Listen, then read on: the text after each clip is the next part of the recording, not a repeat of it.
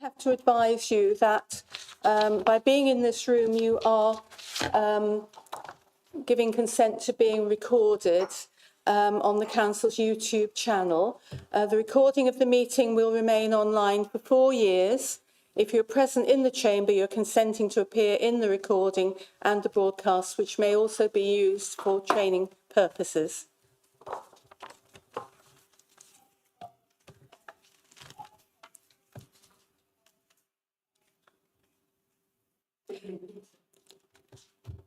First of all, we're all going to introduce ourselves and we'll go round starting with Michael. Thank you, Chair. Michael Ronan, Local Planning Lawyer, One Legal. Linda Castle, City Councillor for Long Levens, Vice Chair for Planning. Councillor Howard Hyman, Westgate Ward. Councillor Liam Harris, Quedgy Vale Ward. Councillor Rosanna Marshall, Barton and Treadworth Ward.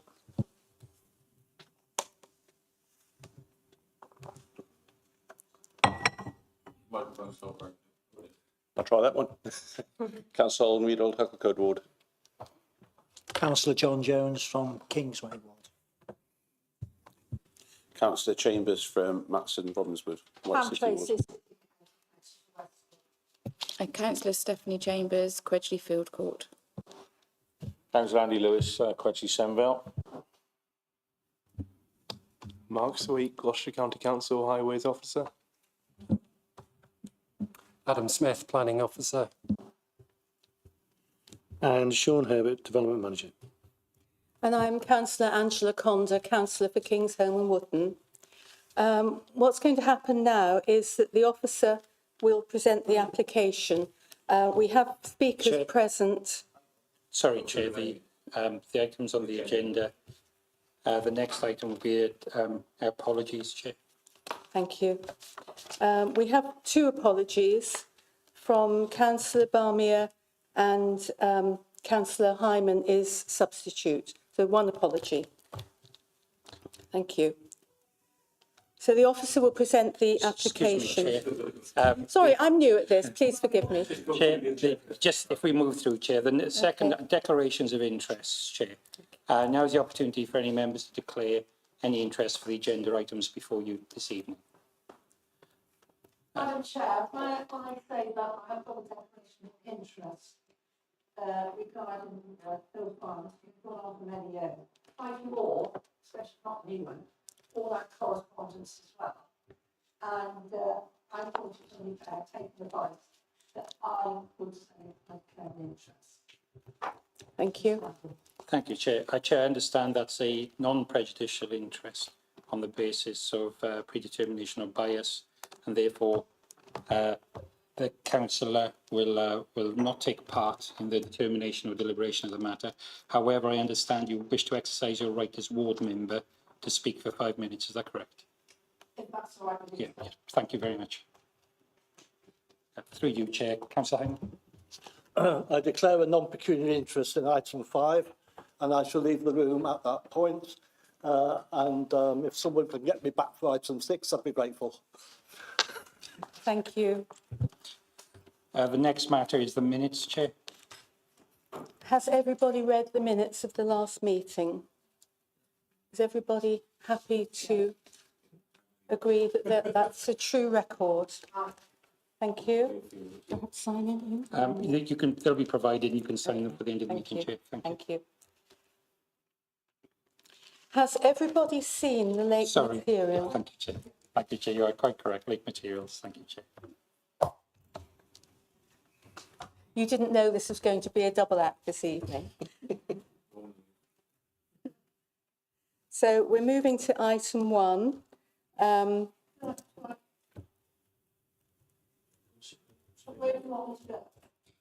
Not yet. We're at late materials. Everyone said they've seen the late materials. So item 1 is Hill Farm. Perhaps it would be beneficial if you sit back in the public gallery and then come forward to speak as a ward member and leave the decision-making table. Thank you very much, Councillor.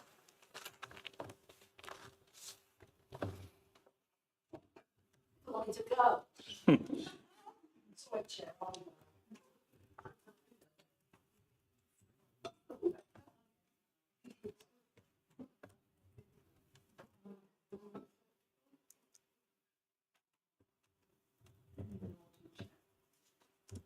All right, so if I can ask the officer to present the application. Thank you, Chair. This is an application for reserved matters approval for the development of a site that already benefits from outline planning permission for the 185 units. The means of access was also determined and approved at the outline stage. So the remaining reserved matters and the issues that are up for consideration by the committee tonight are those of the scale, the layout, the appearance and the landscaping of the development. Just to mention at the outset, for the record, that there was a members' site visit this morning where we walked the inside and around the northern outside of the site just to familiarise attendees with the site and some of the key relationships involved in the determination of the application.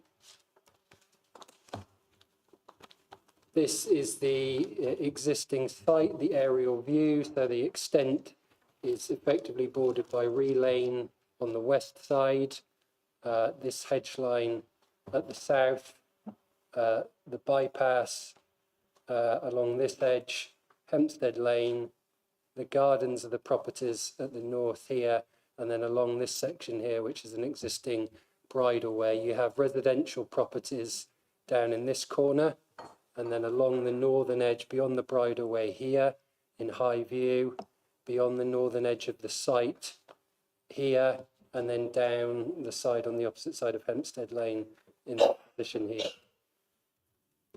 This is an existing site plan showing the contours. So if you know the site from coming up the bypass, you'll be familiar with it, but the site inclines upwards in this direction towards the north. You can see from the contours that there are some relatively steep sections in that upper third of the site. So as I mentioned at the outset, the application or the development of the site has outline planning permission. This is just telling a little bit of the story of what happened with that. So when it came in, there was an application for 245 dwellings on the site. Typically with an outline application, you get an indicative layout.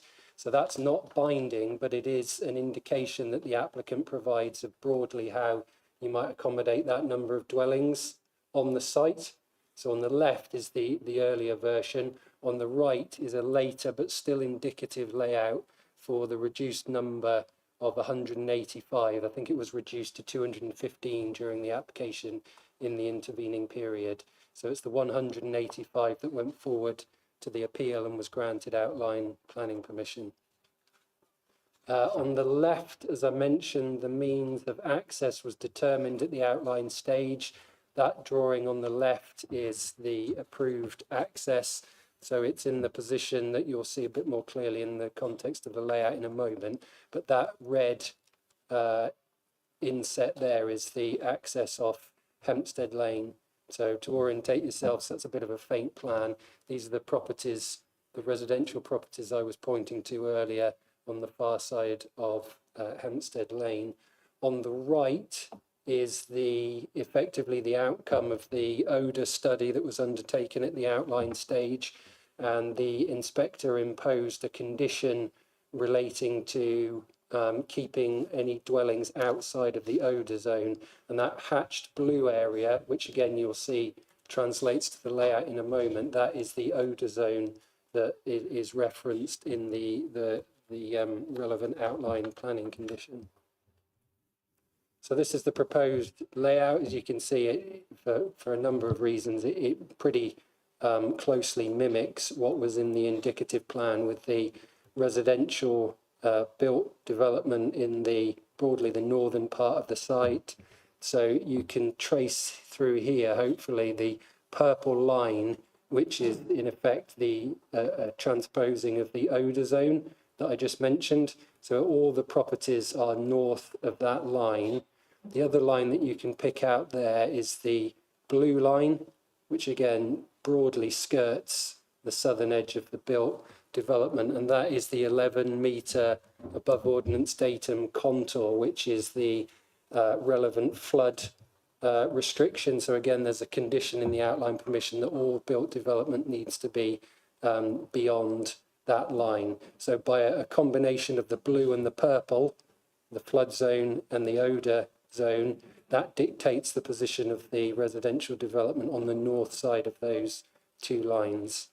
The access, as I mentioned, comes in the position of where it's approved, and you've got a mix of different types of properties, which is the grey, accessed mainly off this spine road that runs broadly east-west across the middle of the site. The two flat blocks in question are down here, so there's one, the L shape there, and across the other side of the hedge line in this position here. There's two attenuation ponds as we move further south into the scheme here and here, which are part of the sustainable urban drainage system that's proposed. This is an existing attenuation pond already in the site and wouldn't be affected by the development. A couple of other things to point out to you while we're on this plan. So in terms of other access points out of the site, there's an existing field gate in this position onto Ree Lane. That would become a pedestrian access. These paths through the open space are pedestrian routes. Equally in this position here, you'd have a pedestrian link through the hedge line to provide a means of access for pedestrians out onto Ree Lane and to the bridleway which runs along the north edge of the site here. Play areas are proposed here in this position with a kickabout space to the left, a multi-use games area here. There's some better slides of those I'll show you in a while. And then over here there's a smaller play area proposed as well. Next two slides are just slightly zoomed in on the layout that I was showing you before. Hopefully that's a little bit clearer. And the other side. This is two sections of the proposed landscaping. Again, looks very similar to what we just saw before, but highlighting the landscaping proposals, the green circles, the new trees planted along the roads and amongst the development and in the open space. And the same on this side. This is the location of the affordable units. So there are 37 affordable units proposed, which are the ones coloured green, blue and red in the southern part of the site. This is a sample of street elevations just to give a picture of what some of these streets would look like with the proposed design of the buildings. The next few slides are some samples of proposed elevations of the properties. You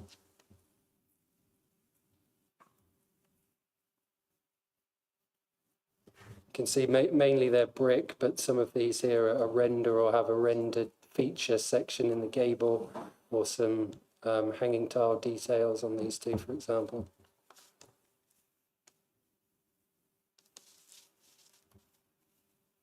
That's obviously the flat block in the bottom right.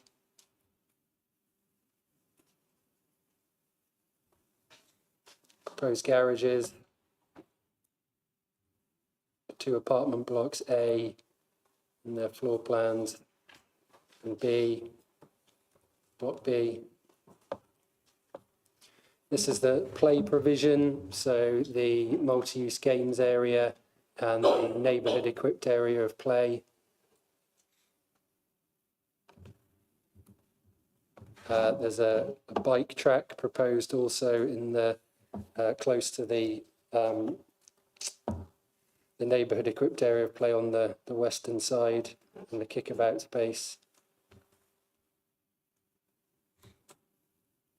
There's also some gym equipment proposals which are dotted around broadly in the southwestern part of the site. And then on the right-hand side, this is the locally equipped area of play that was on the east side of the scheme I pointed out earlier. Now moving on to some photos. So I'll take you around the site starting from the east. So this is next to Hempstead Lane. So we're looking up towards the northern part of the site as it climbs up towards those properties in the northern middle section of the boundary of the site. That's looking broadly across the southern part of the site. So that would be the area where you'd get the public open space. This is the eastern of the two hedge lines. So that's the existing tree in the site, which is proposed to be retained and is a useful orientation point for when we come back to the layout. And that's looking further up the hedge line. That's the western of the two hedge lines. So that's looking south, down from broadly the northern part of the site, looking down. And that's the southwestern part of the site. So I pointed out those two properties off Ree Lane that were down in the southwestern corner. That's those properties there. That's the eastern edge of the site. So beyond that is Ree Lane. This is walking along the edge of the field beyond the site, further to the south. So this is looking back up at the site. So this is the western part of the site. So if you can see that hedge line there, that's broadly the line of this hedge. That's actually slightly relocated, but to give an indication, that's broadly looking at this part of the site. So at the top there, you can see the neighbouring properties. So working along from Highview towards the properties at the top of Hempstead Lane. This is the middle section of the site. So again, broad orientation is looking up at this sort of middle section between the two hedge lines, which you can generally pick out in that position there. And looking at the eastern part of the site. So this is what you broadly see if you were travelling northbound up the bypass with the eastern part of the site. So you can see the hedge line in that position there. This is moving to looking at towards into the development site from some of the neighbouring properties. So this is from Highview. So this is in these properties on the northern side of the Bridleway looking south. So beyond this hedge line here, which is the edge of those premises, you've got the Bridleway here outside the site, and then you have the site boundary. So from this position, you'd have the Bridleway, then you'd have a step down to the road, and then you would have the properties northward facing beyond the site hedge line, which is beyond this immediate hedge line.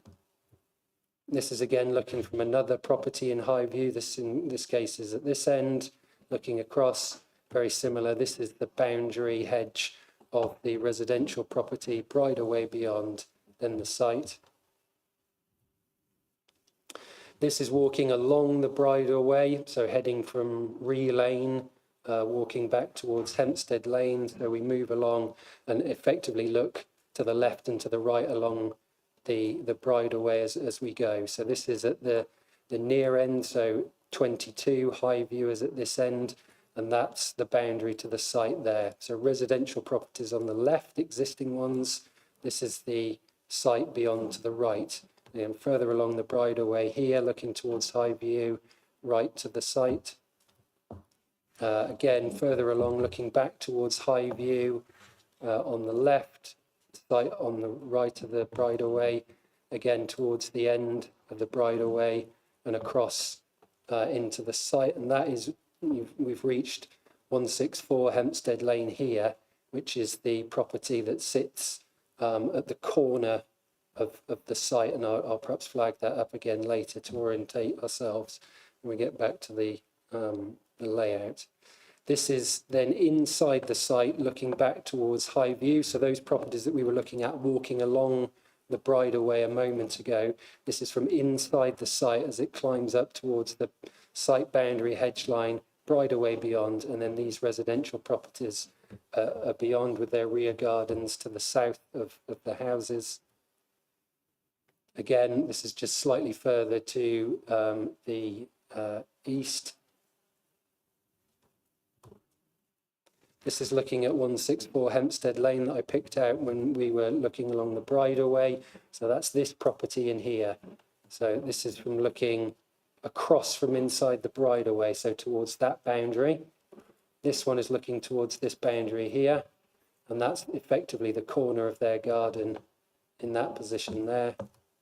And coming round the corner, so the second edge of that property's garden, which is here, that's the boundary there, and continuing along here towards the next property, 166.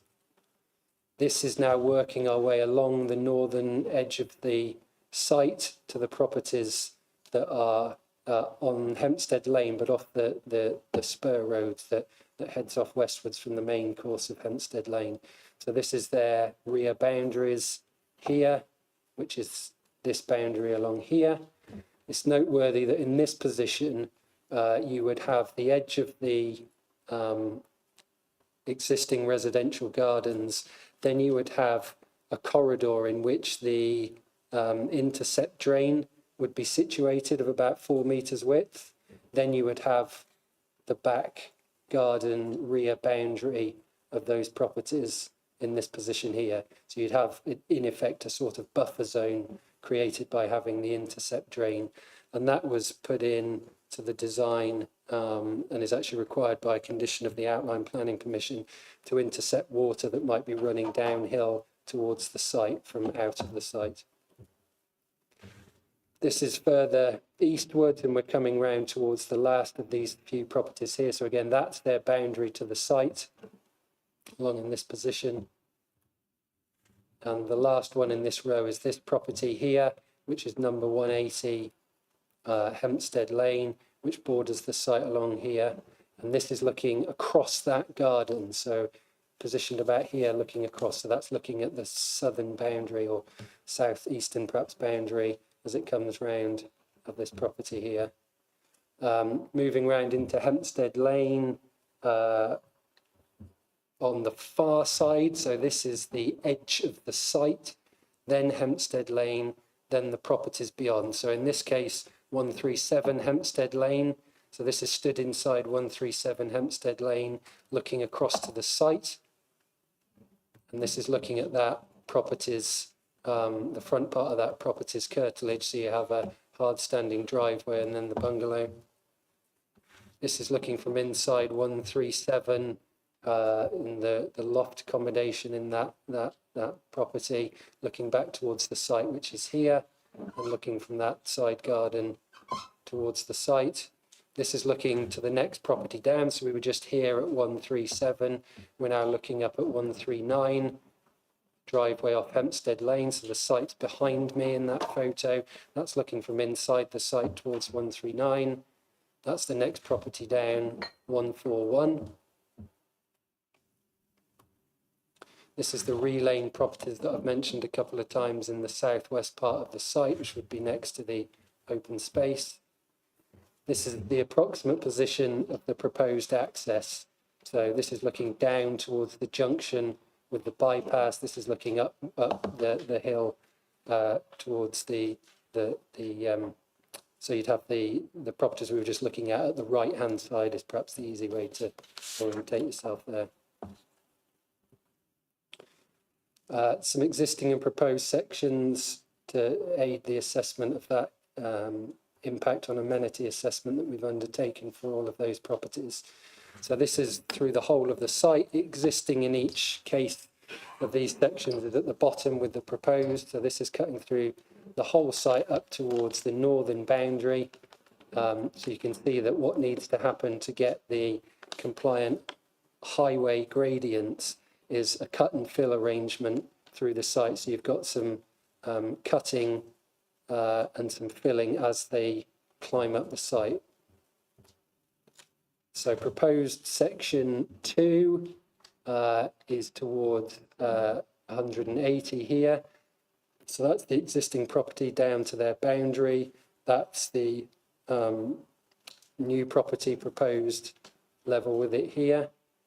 Proposed section 3, midway along this northern boundary, again with the gardens there, which are pretty substantial gardens, down to the existing boundary, and then the proposed property here. So in each instance, the orange dash is the existing site level. So several of these are reduced slightly at this upper point of the site. Proposed section 4 is to 164 Hempstead Lane, which I showed you earlier, which is the corner property, if you like. So this is looking north-south, cutting through the section. So again, existing property, their existing garden, boundary of the site, drainage corridor, rear garden, proposed property. Proposed section 5 into High View. Again, so existing property, rear garden, bridleway, road, front of the house, opposite in this position here. Section 6, further along on High View. So again, same arrangement, property, existing property, garden, bridleway, site, front of the nearest house. So again, you can see that at the upper part, that's proposing to reduce levels in the position of the road and stepping down. And then this is in section 7 is coming back to number 164, but east-west in this case. So this is, if you imagine you're on the north side facing south through the existing property, their side garden, the existing boundary, and then where the existing level is, that would be reduced down. So that would be the position of the near property with their rear garden in between and the drainage corridor. Again, up to the existing hedge boundary. This is the final few sections, which are the properties on the opposite side of Hempstead Lane. So this is 137 Hempstead Lane that we looked at with the driveway up from the front, where we were looking at the upper floor window. So again, that's looking down the driveway here, Hempstead Lane, site boundary, near property here, unit 12 opposite. The next property down, 139 across to the near property. 141, which is set forward and slightly raised up here, again, their front garden, Hempstead Lane, and across to the near unit. These are the materials which we've had at the moment, which I was asked to share. So, as you all have read, I'm proposing that we add a condition to look further at the materials, but I'm sharing these at the request to see what we've had so far. So obviously those are the bricks, and then with the roof tiles on the right-hand side, and then the render is the white, and then the 3 hanging tiles for that tile detail on the property frontages that I pointed out earlier. This is the proposed materials layout.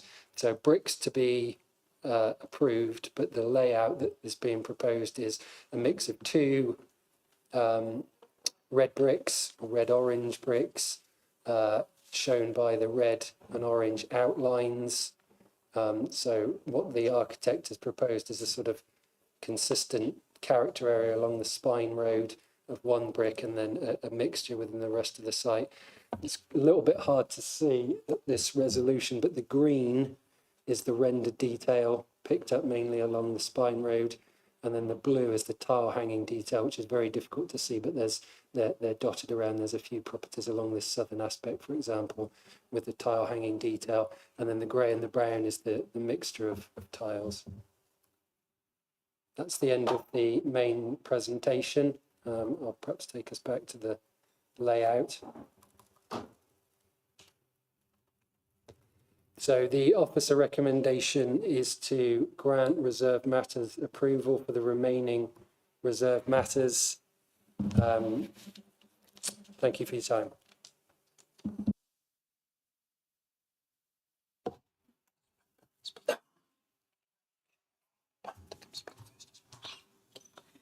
Thank you very much.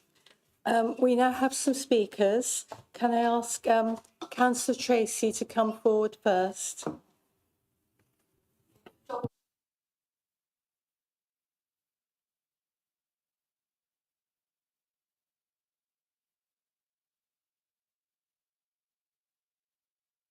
Good evening, all. I'd like to say thank you so much. I'm so grateful that we've got a dedicated planning team. I know the chair's new and it's going to take a lot of learning, but welcome. Thank you so much, Adam. I know you're very quiet and reserved, but thank you so much for your presentation. I thought it was excellent. It was a thorough presentation. And thank you all. And thank you for the solicitor for advising me for what I could do and what I couldn't do today. Right, just going through this again, my big concern is highways. I'm not against the development. When I say I'm not against it, I think it's well planned, not as much as I can't get my head around the garages adjacent to the houses as such, but that was explained to me earlier. And my only concern is it's our only green space left in Hampstead where people drive in north, south, east and west going up that hill. But we've been all through that with the plans before. And it is a shame that we're going to lose this lovely space. So I think it'll affect all the residents in the lane, either side, and that's my opinion. Highways is the biggest issue, breaking down like utilities, bin men, etc. And my only problem is, where are all these big cranes and lorries going into that site?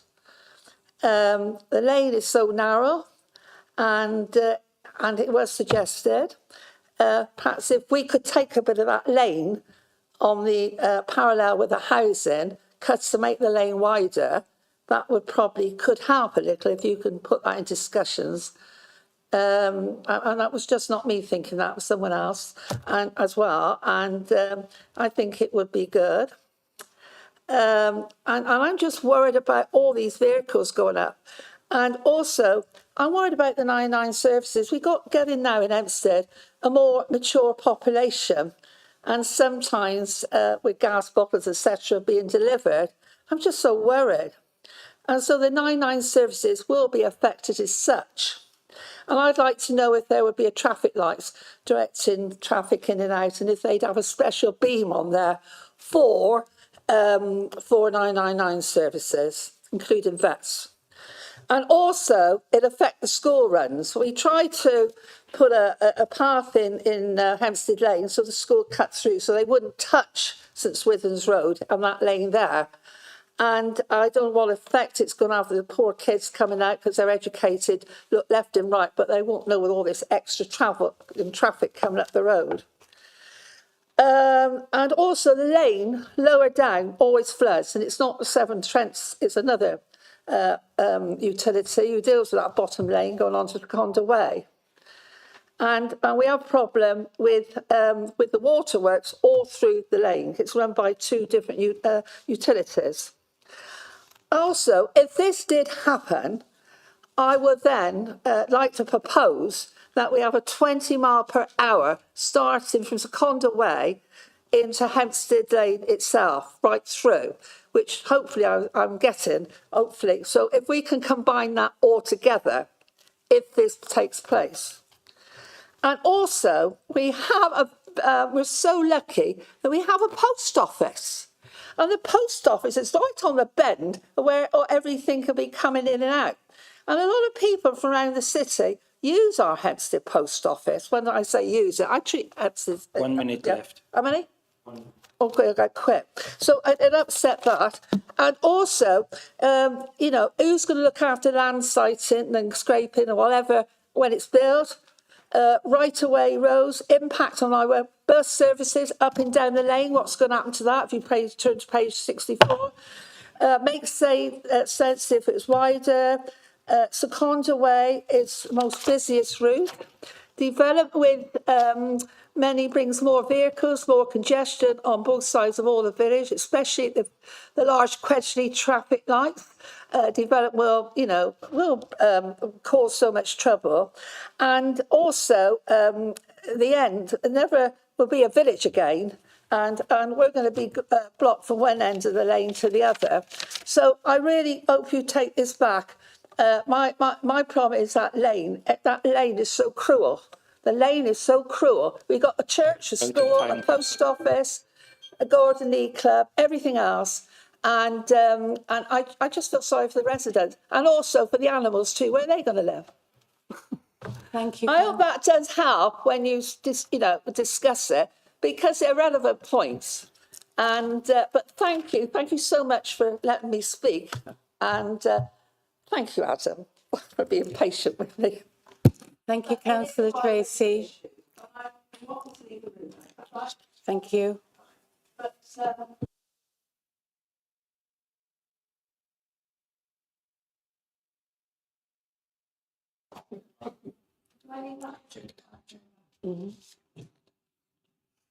We now have a speaker against the proposal. This is Mr. Robert Mills. If you'd like to come forward, please. Mr. Mills, would you like a 1 minute reminder?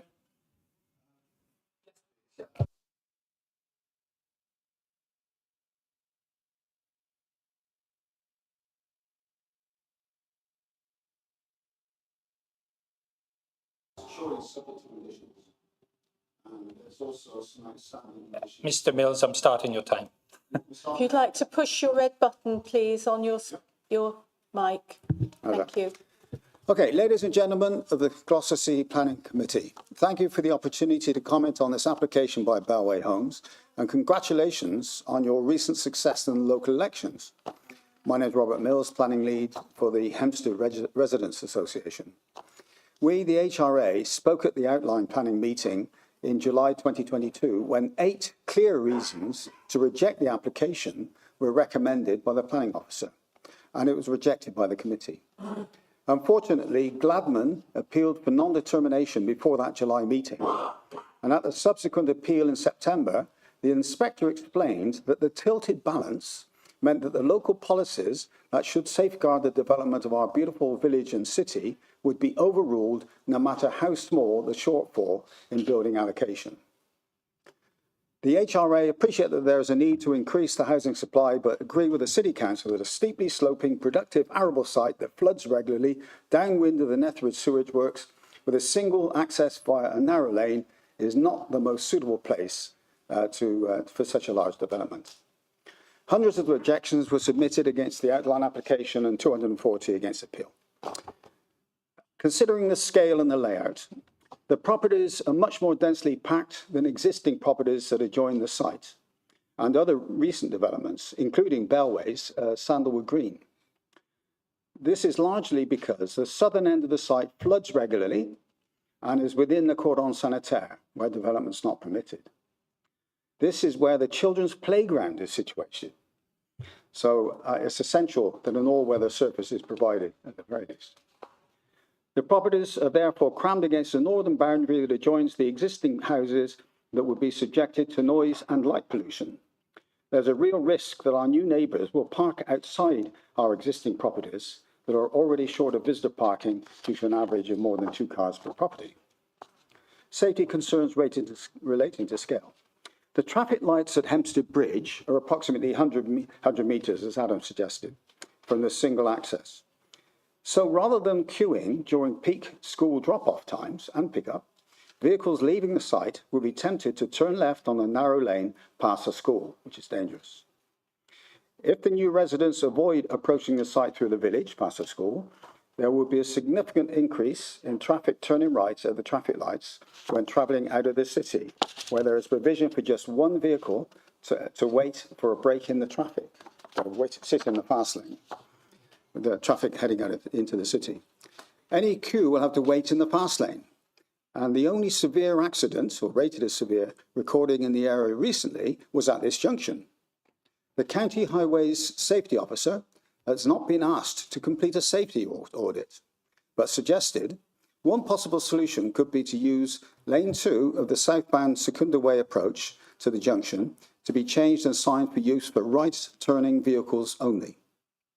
This may have an impact on the traffic flows, and the changes to the junction should be modelled to see what impact the proposed changes would make, and if Highways team would be happy with the changes. Surely, this is an access issue, which should have been sorted out, and it's a safety issue, should have been sorted out with a 106 agreement at the outline stage. Considering the appearance and the landscape, The sloping site is very visible from the south, and many residents living in that direction, from Quedgley and so on, have commented how they appreciate the view from the bypass. High-density housing planned at the top of the hill should be sympathetic to existing properties and reduced in density. Also, surely the apartments need allocated outdoor space, or a balcony at the very least. 1 minute. Further observations. The civic trucks are critical of the lack of cycle tracks and the dangers to cyclists if they should venture onto the steep footpaths. The inspector's condition states that the drawings of the access for pedestrians and cyclists should be approved by the LPA in writing before the development commences. This has not happened yet. There's conditions that the floor heights of 28, 29, 67, 68, these are Adam's conditions, I believe, should be checked by the LPA. Please extend this to some of the units 71 to 81, which border the bridle path, because there's been some misleading cross-sections which showed the hedge at 9 metres high, the same as the houses, which is, gave the impression that there would be no problem with the hedge would blocking the view. Also, the National Planning Policy Framework states that all new roads should be tree-lined. Why are none of them planned for this new street alongside the bridle path and units 71 to 81? Surely condition 6, no dormers or roof lights facing the north, should apply to these properties also. Thank you. Can I stop you there? You have had your 5 minutes. Yeah, can I do one last one? As well as restrict the time of development, please stop all development traffic from going through the village. There's no need, it should come through the traffic lights straight into the site. Okay, thank you. Thank you.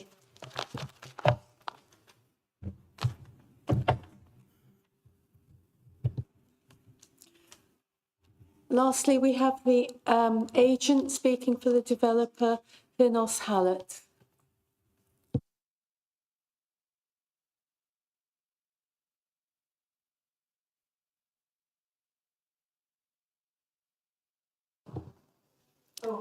Can I ask, do you want a 1 minute? Yeah, that'd be great. Thank you very much. Chair, members of the Planning Committee, thank you for allowing me to address you today in support of this application. My name is Finos Hallett and I'm an associate at Asprey Planning representing the applicant Bellway Homes. The site benefits from outline planning permission for 185 residential properties, including approval of an access strategy. Today we are here to discuss the Reserve Matters application, which seeks your approval for details concerning scale, appearance, layout and landscaping. A pivotal step in this process was the approval of the Design Principles document in October 2023. This document establishes key principles related to the Reserve Matters application. The Reserve Matters application before you today is presented with no technical objections. The application complies with principles established at outline planning stage, the approved Design Principles document, and has also been strongly influenced by pre-application discussions with officers and feedback received throughout the live application process. It's acknowledged that several concerns have been raised in relation to the proposal, so I'd like to take the opportunity to address some of the comments that we've heard today. Concerns have been raised regarding the quantum of development. However, as we've already established, this number was fixed by the outline planning permission. The layout of the development has been carefully considered to ensure privacy and amenity standards are upheld. The Office's Comprehensive Committee report thoroughly evaluates the impact of our proposals and assesses matters against separation distances, overlooking, overshadowing, light and overbearing impacts. In each scenario, the Office's report correctly confirms that there'll be no adverse impact. The same conclusion is drawn when considering the application and the acceptability of amenity for future occupants within the development itself. In terms of highway and car parking, the design team has worked alongside Gloucester City Council Highway Department and presented numerous revisions throughout the live determination process to ensure that this application is reported to committee today with the highway officer's support. Cycle parking and car parking have been designed to meet with the Manual for Gloucestershire Street standards. In terms of the benefits of the proposals, it's without question that the site benefits from an expansive high-quality open space. Indeed, more than half of the site will remain undeveloped, including the southern parkland areas and strategic landscaping screening along each of the boundaries. The parkland itself boasts a neighbourhood-equipped area of play with diverse equipment, including zip lines, climbing frames and climbing nets. The scheme also ensures inclusivity with wheelchair-accessible features such as wheelchair-accessible roundabouts and basket swings. Nearby, a multi-use games area, kick-around space and pump track cater to various activities. A jogging route and gym equipment is also located within the parkland to encourage healthy and active lifestyles. Benches, bins, cycle stands also enhance functionality, and a robust landscape design featuring woodland, meadow, hedgerows and an orchard boasting apple and pear trees create a priceless asset for the wider community, ensuring this development quickly becomes an invaluable extension to the current village. The parkland to the south connects the built environment via two green corridors within the site, which delivers ecology connectivity as well as providing amenity benefits. Pedestrian links into the parkland are plentiful. Indeed, an active travel assessment completed by the Highway Authority concluded that the scheme would improve the area's active travel by delivering a permeable layout with attractive linkages from Hempstead Village through to the site and the adjacent parkland. The scheme delivers 20% affordable housing contribution, which equates to 37 homes. The legal agreement also secures £500,000 contribution towards the council's pitch improvement programme, a £3,000 contribution for controlled crossing points, in excess of £36,000 to Gloucester Library, and a formula-based financial contribution towards secondary education. Bellway are committed to sustainability. The proposed development incorporates PV panels, EV charging points for each home, and energy-saving features to minimise energy consumption. This shows Bellway's commitment to sustainability and the wider environmental standards. In conclusion, Chair, the Reserved Matters application aligns with the outline permission, the approved design principles document, and the legal agreement. The scheme should be commended for its high-quality layout, its contribution towards placemaking and active travel, the health and well-being benefits provided by the community parkland, which will also serve as a focal point for the entire community. Sorry, you're out of time. Sorry. Oh, I didn't have my 1 minute. I do apologise. Okay, I've just got one last sentence then. As highlighted in the Comprehensive Committee report, all material planning considerations have been addressed, and I respectfully request the committee grant Reserved Matters consent in accordance with your officer's recommendation. Thank you.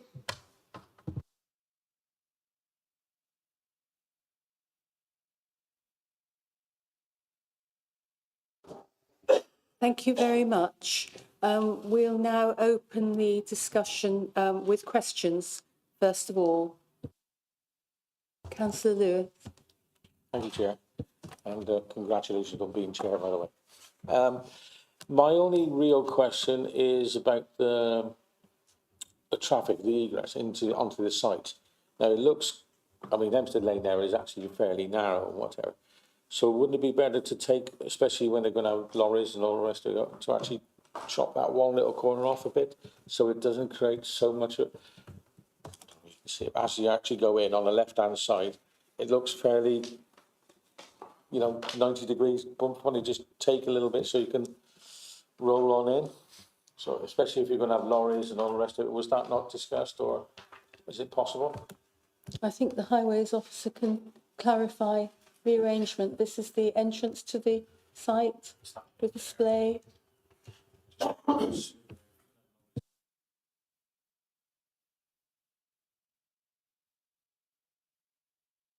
Sorry, Councillor, continue my mic on, please. Yeah, thanks for the question. The construction is conditioned as part of the application, so the applicant will be required to submit a full construction management plan, and that can include routing of traffic to and from the bypass via that access, and alterations to the access on a temporary basis.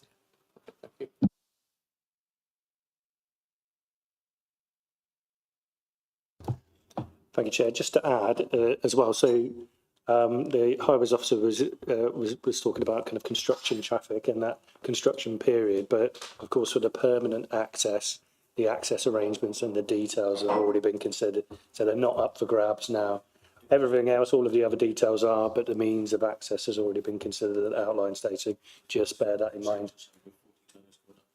Yeah, absolutely. So yeah.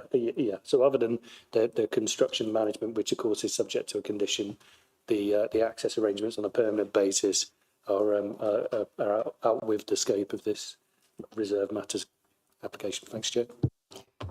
Councillor Alistair Chambers. Thank you, Chair. Would it be possible, please, if you can pull up the document and turn to page 27 on the computer, if that's okay, on the screen?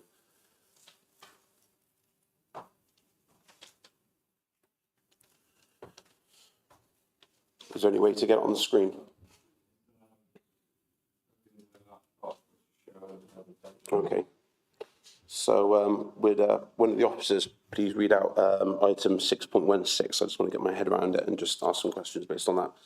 So on item 6.16, conditions, am I correct, is a legal requirement for planning? So for you, Chair, just to remind you, and Chair. just through Chair, just to remind members that just the training that we did earlier this week. No problem. Sorry, Chair. Would you be able to confirm that conditions are legal requirements for planning, Chair?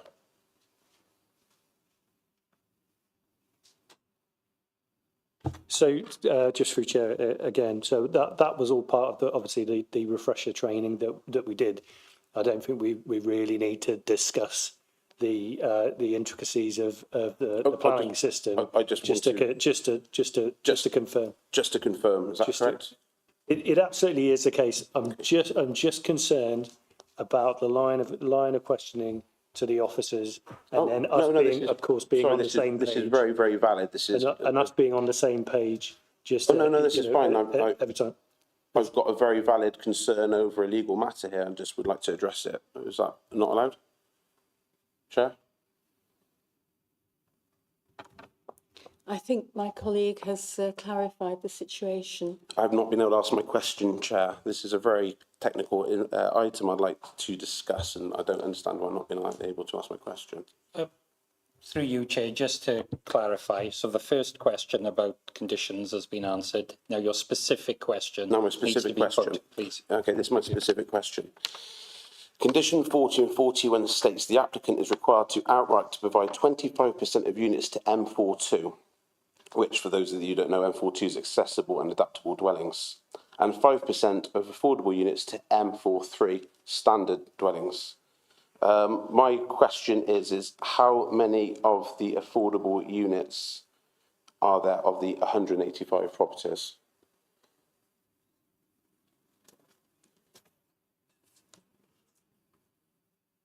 Through you, Chair, the number is 37 affordable units. Thank you very much. Thank you. That was my only question. Thank you. Councillor Castle. Thank you, Chair. First of all, I'd like to thank Adam for putting the condition on the materials that are going to be used for the properties, because I think it's so important as you come in northbound looking up the bypass, we've got to get these materials correct for the houses. I'd like to know how many dog bins are going to be on the site and their position.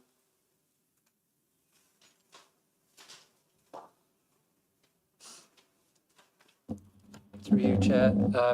I don't know the answer to the number.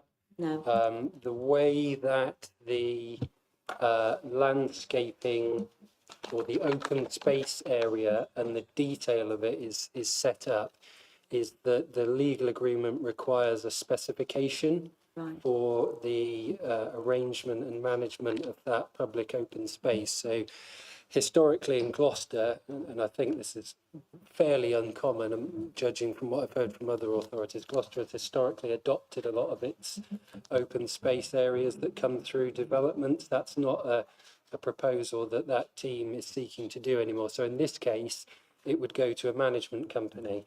So we've actually had that submission under the legal agreement already, and that sets out that it would be transferred to a management company. And getting back to your point, that includes a schedule of how that management company would manage the open space. And in it includes some issues, or some comments, I should say, on litter bins. So it doesn't talk specifically about the dog waste that we were talking about earlier, but it does talk about emptying the litter bins and the regularity of that. And then if I can take you to the inset plans for the play areas, you can see some detail about that.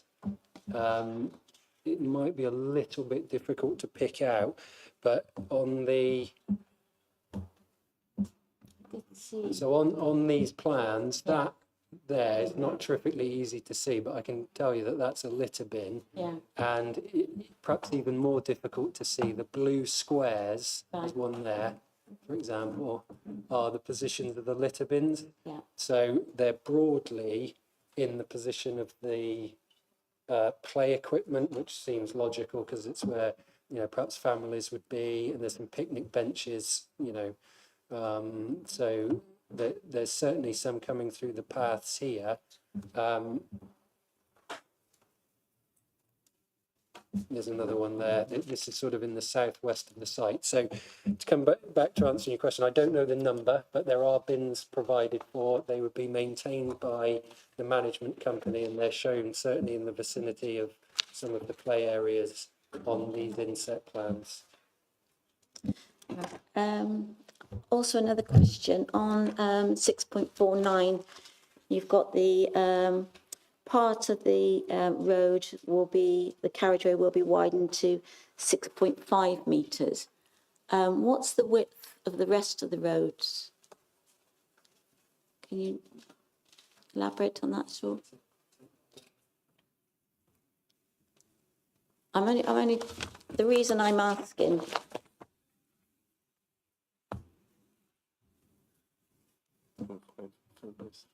Yeah. So following the discussions earlier, the highway officer and myself looked at that 5.5 metres for the main spine road that we were looking at earlier. So where it's been referenced in the report, it talks about that northwest cul-de-sac that was being looked at with particular detail.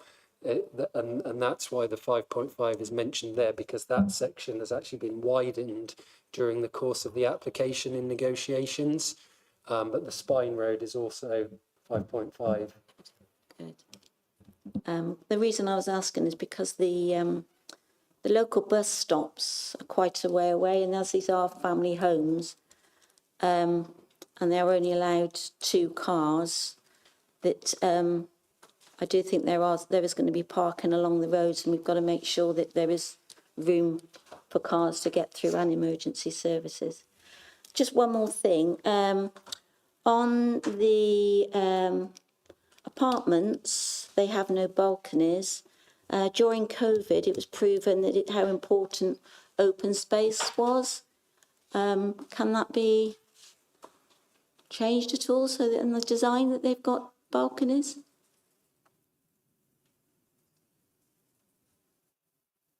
Well, I mean, I suppose the advice to the committee would be that you're the decision-making authority here, but as some context, when that issue was discussed with the housing strategy team, it was put to the developer that would be advantageous, and we would prefer the provision of balconies. The applicant has declined to do that, so in effect, it's forced me to a position of taking a planning view on the necessity of that. In my view, with no specific policy requiring it, and those apartment blocks being right next to the extensive public open space, my view was that in planning terms, those residents of those flats in this position would have a reasonable standard of amenity. So while it would be advantageous to have balconies, it's not strictly necessary in planning terms would be the advice to the committee, but obviously, you know, it's open for you to take a view on that, but that would be the advice we would offer. Yes. Councillor Stephanie Chambers. Thank you, Chair. Can I just get some clarification on where the affordable housing is distributed within the plan?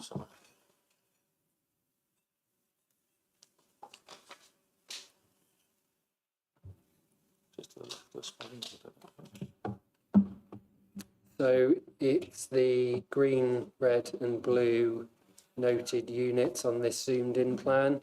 So here, and then another cluster here, and then another cluster here and along the edge. So that's sort of middle south edge of the development. I think you can just about pick them out on the left. So that's down here. Yeah, you can just about pick out the red and blue dots. So they're next to the open space here, here, and here. And thank you. Is that not going against policy SD12 in the JCS, which says, although where possible, it should be seamlessly integrated and distributed throughout the development scheme? It looks like they've been plonked all together, as in, you know, that's the affordable bit and not seamlessly integrated at all within the scheme.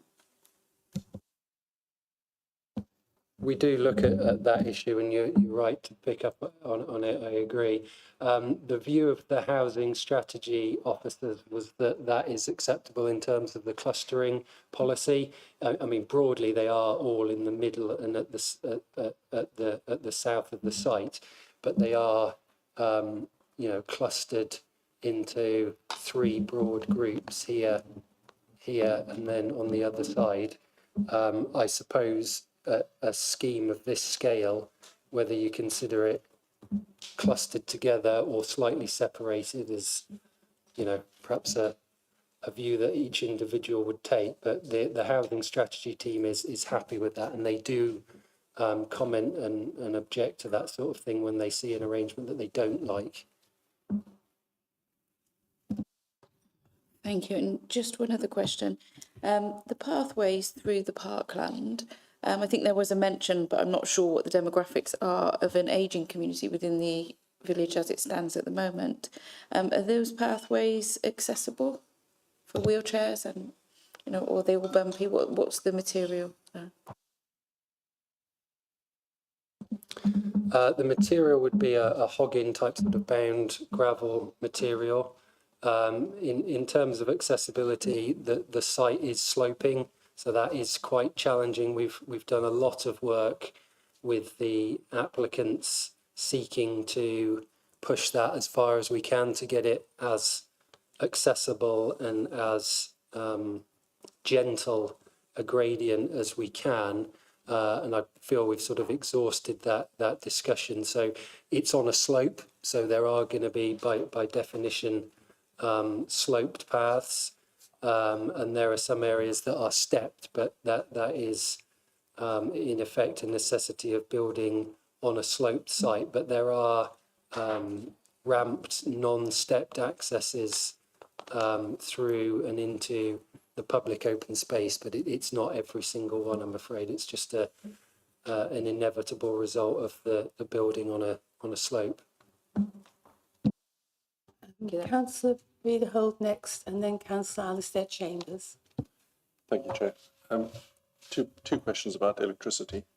The first one on 631, I'd like to understand what is meant by the final sentence. It is recommended that the locations and specifications of these solar panels be confirmed by condition.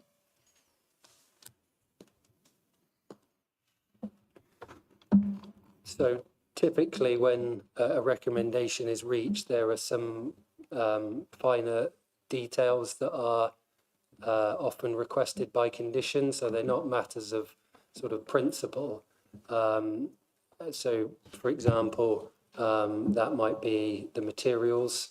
In this case, it's recommended that actual arrangement and specification of the photovoltaic panels be requested under condition. So if the consent was granted, the applicant would subsequently apply for discharge of that condition, and they would supply details of the product and where exactly they would go on the roofs. And so there would be a subsequent approval under condition in a similar way that there would be for the existing conditions on the outline stage permission. So it would in effect be a subsequent approval of those precise details. Thank you. And also on cycle parking, I've heard that there'll be electric vehicle charging for each house. Will there similarly be power to the cycle parking, because electric bicycles cannot always have their batteries removed, and charging a bicycle would at the location that it's parked, it would be better than having to take it into some of these homes. I believe the answer would be that across the board, no, that won't be provided, in part because some of the properties have shed provision for which there's unlikely to be power. There probably would be power to the garages and for the cycle storage that's within the flat blocks, but it's not something that's mandatory under policy, so it's not something we've requested or that's come up as any level of detailed discussion. So there may be an option for future residents to have that facility, but it's not explicit in the application. Councillor Alistair Chambers. 4.15, the County Council's Minerals and Waste Authority strongly recommend a waste minimalisation strategy. And also, furthermore, the use of alternative secondary and recycled aggregate. Has there been a contamination report for the land? Question number 1, I've got 3 others.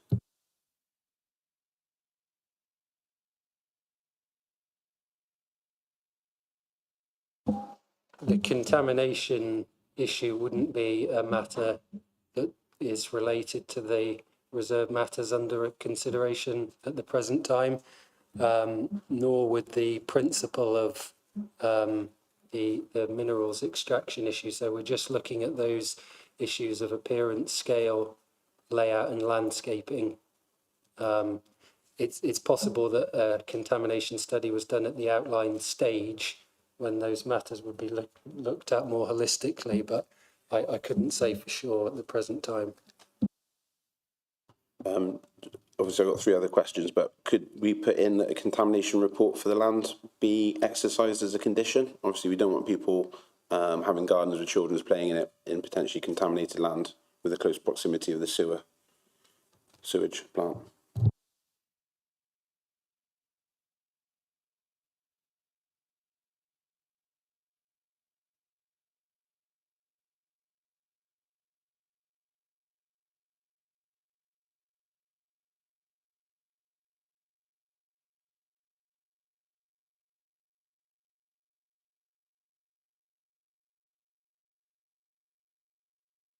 Okay. Condition 36 and 37 and indeed 38 of the outline permission require that already. So condition 36 is the principal condition on the matter. I'll just read the first part of it. A scheme for detailed site investigation should be submitted to and approved in writing by the local planning authority prior to commencement of development. The scheme should be designed to assess the nature and extent of any contamination and should be led by the findings of a preliminary risk assessment. So in effect, that answers the previous question. So the developer did, as we suspected, undertake an initial assessment. So those conditions in effect address the contamination. The subsequent conditions sort of flow from that initial study in terms of implementing any remediation scheme that's found to be necessary, and then dealing with any contamination not expected to be found but found during the course of actually undertaking the works. So the advice to the committee would be that that matter is already covered by those outline planning conditions. Thank you, Chair. That's great. We've obviously we've only got limited conditions on our paperwork, so I didn't have that condition. Otherwise, I wouldn't have asked that question. Severn Trent has confirmed that it has no comments, but stated they do not want any surface water going into the networks. I understand there's a SUDS, but is there a condition for percolation tests? Again, I don't have all the conditions here, so I presume there would be.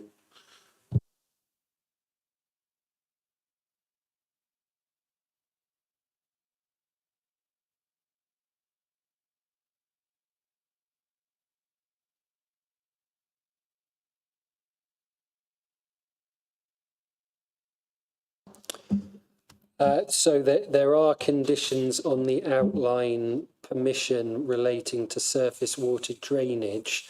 So condition 24, for example, requires a detailed strategy to be submitted and sets out exactly what that needs to contain. In practice, you can see from the layout, even though that condition doesn't need to be discharged yet, you can see what the strategy is.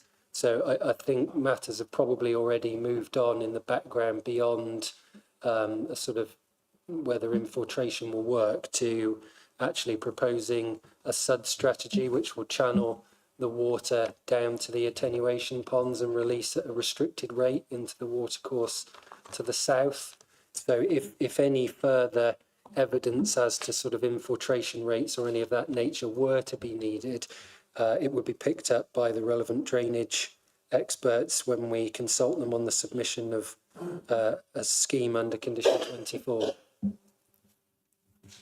Thank you, Chair. Condition 8, obviously the site levels requirements.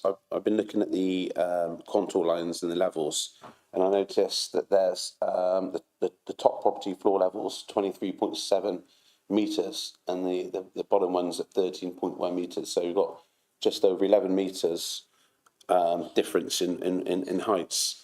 And I checked the middle block of houses, and then I see in the distance they've got back-to-back gardens, I believe. I can't see from here as well.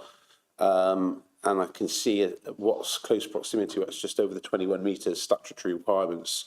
Yet there looks like there's about a 2.5 metre gradient change just over those two properties. So my concern is that the one property with back-to-back gardens will literally be looking right over the other people's gardens, pretty much bird's eye view. I thought there was a requirement in planning that wasn't allowed.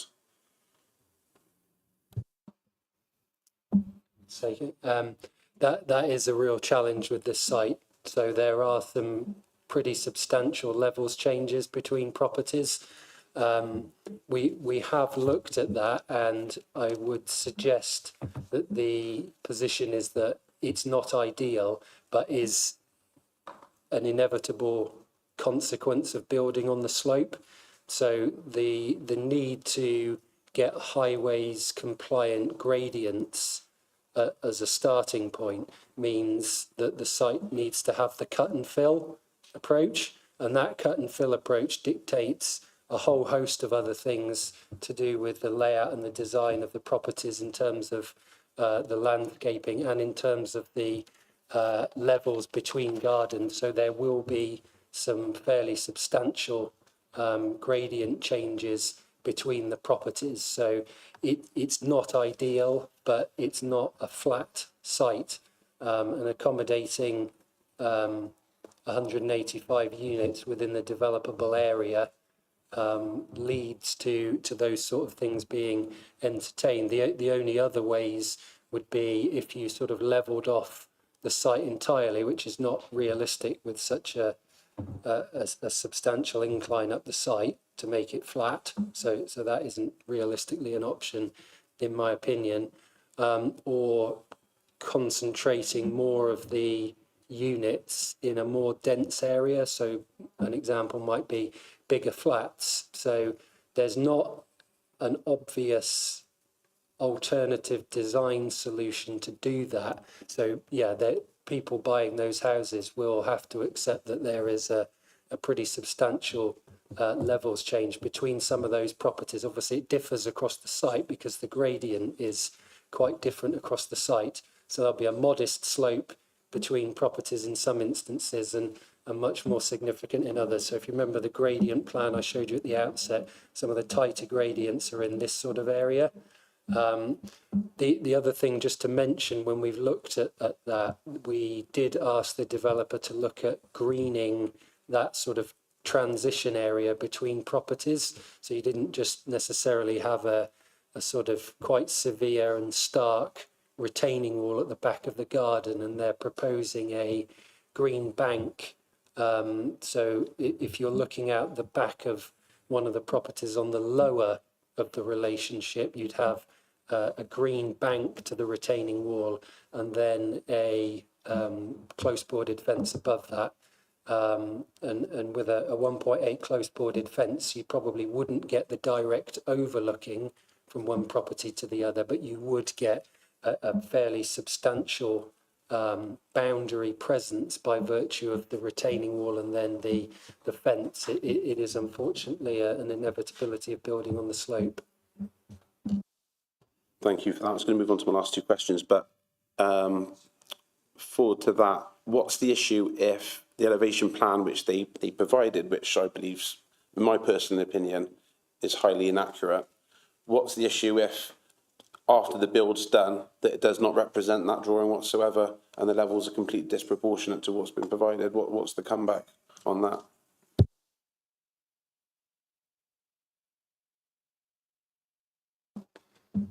So this is a similar issue to what we discussed at a recent meeting. So if it's an indicative plan that isn't listed in the conditions, that's just for aiding the decision-making process. If it's if the development is in conflict with the details set out on one of the listed plans, then that is a potential breach of planning and a potential enforcement issue that could be looked at. So, second from last was with regards to the comments that Councillor Castle and Councillor Chambers brought up with regards to the open spaces. Just bear with me, I'm just finding it now. Yeah, the housing strategy team on item 4.2 said they consider the proposal has not adequately addressed the issue of private amenity space on the apartment blocks. And that basically highlights exactly what Councillor Castle and Councillor Chambers raised. And they said they recommend approval subject to private outdoor amenity spaces being included for all affordable apartments as a minimum.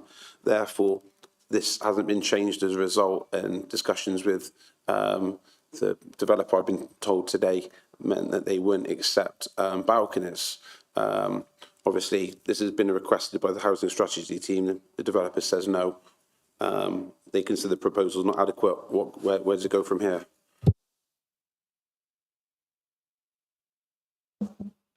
There's not a great deal I can add to what I said before. It's a situation where the housing strategy team has made a recommendation that that's what they see as being necessary. The developers declined to meet that request, so it comes down to a determination by the committee, and obviously as a precursor to that, a recommendation by the planning team. And our view is that it's not necessary. So it's common for planning applications not to meet every single request of every single consultee, and we have to make a planning judgment in the balance. And our view is that that requested change is not necessary to make the development acceptable. So if members were so minded, they could take a different view, but the officer recommendation to the committee is that that's not necessary to make the development acceptable in terms of quality of living conditions for future occupants. Thank you. You'll be pleased to know this is my last question. 1643 was the Siege of Gloucester, and the Royalist King Charles I camp set up their fourth encampment on that site and around that site where they conducted the siege from Nantoni Priory. Is there, obviously I haven't got all the conditions here, is there a condition for archaeological surveys prior to any development taking place? Thank you. Okay. there is, and that work has been undertaken. So the city archaeologist has been involved in that work, as he always is. And the relevant condition is condition 12 and 13 of the outline permission, which is a fairly standard archaeological condition requiring them to submit a scheme of investigation, which they've done, and undertake those works which have been satisfied. So the archaeology issue is addressed by the outline conditions. Thank you. Are there any more questions? Councillor. I was just going to ask one about what is, like, it's basically a turf farm, isn't it? They go and they cut the grass off. So it's gone down a fair old bit. How has that actually changed the topography, what used to be to what it is now? Has that exacerbated things? Or whatever? Because every time you sort of go down, you're going down 6 inches. So I'm afraid I don't have any information about that. I wasn't aware that was taking place. The only information we'd have on that is the gradients plan, which I very much doubt would give any level of detail to help answer that, I'm afraid. Councillor Stephanie Chambers. Thank you, Chair. In relation to the impact on the highway network during construction, I think there's been instances before where, you know, these things aren't necessarily adhered to, and then I think the only way we can do is enforcement action to stop that, which obviously costs the local authorities money to enforce against developers that aren't abiding by the plans. And in that time, there's significant impacts on the neighbours and all the local residents. Is there any other means or conditions that can be put on to ensure that developers are sticking to the agreed highway network construction plans, and penalties that can be enforced without official enforcement? Is there anything that can be built in without that?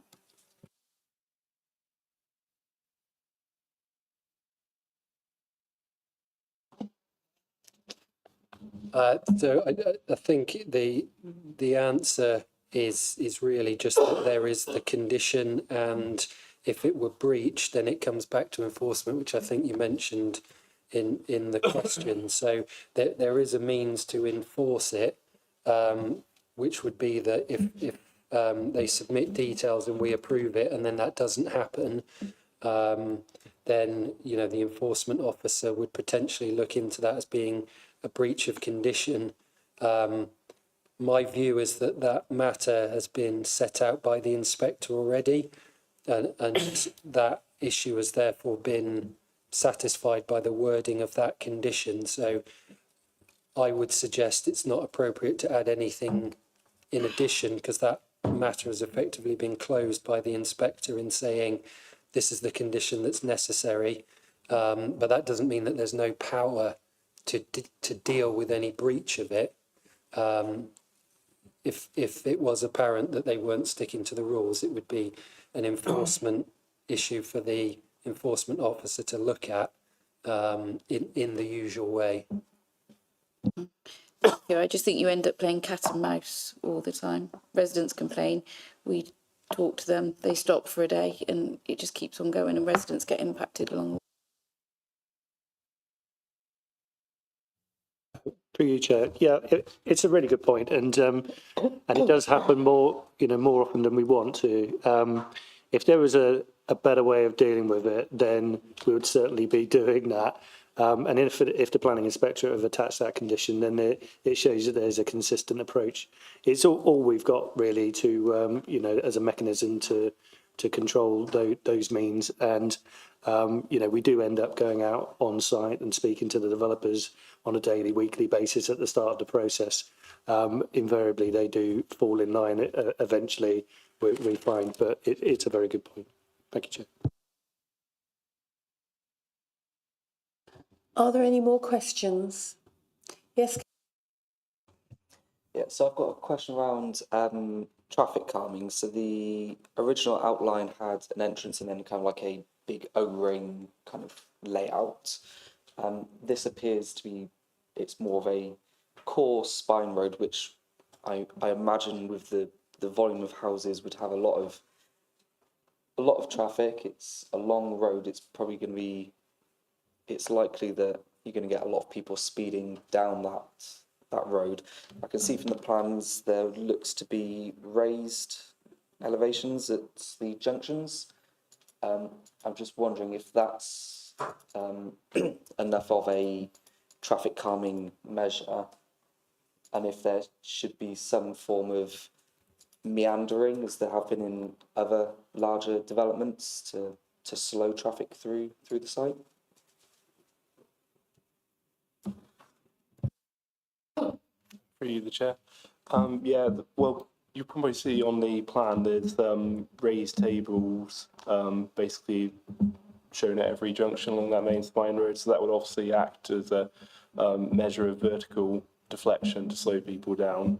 And I can see on the plan there they have meandered the road slightly through the central area past the sort of tree-lined section sort of on the north side of the spine road. To be honest, vertical traffic calming can be quite effective at reducing speeds along a road.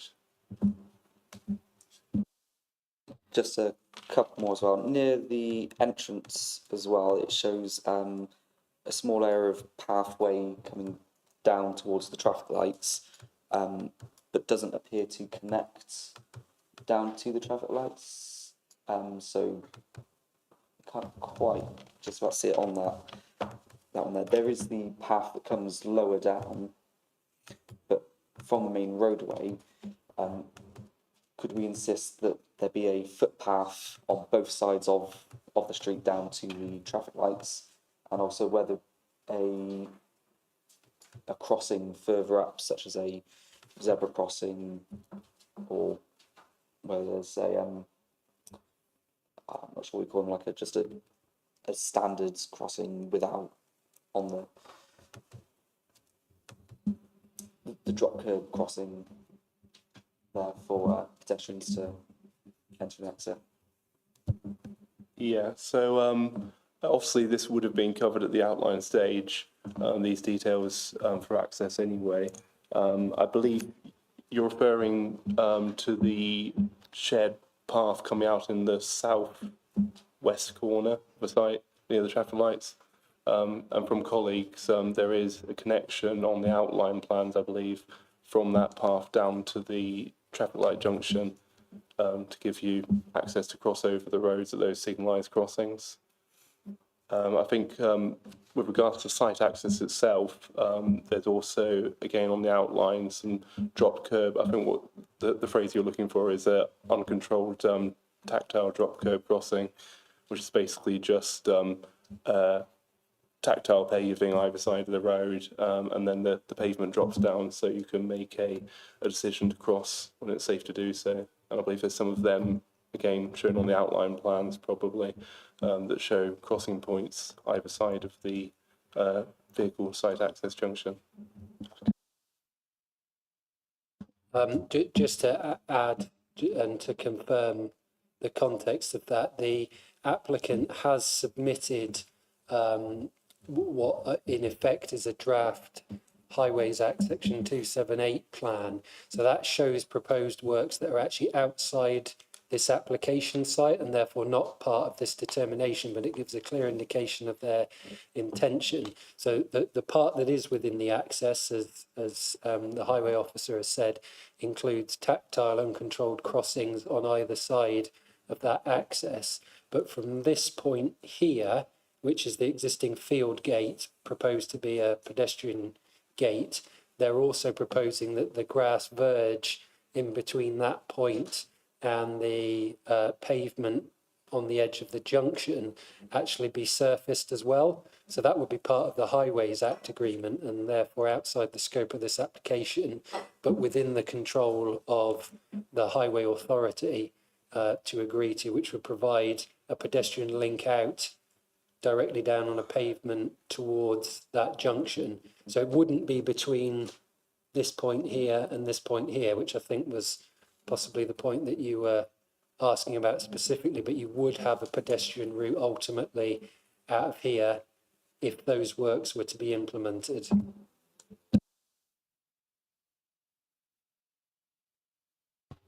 Councillor Castle. Just on your comment there, out of scope with highways, out of scope of this planning application, would it be possible to consider the Hampstead Road going up if it could be widened, say, a foot? Because I think that would help greatly with the traffic. Would that be a consideration later on?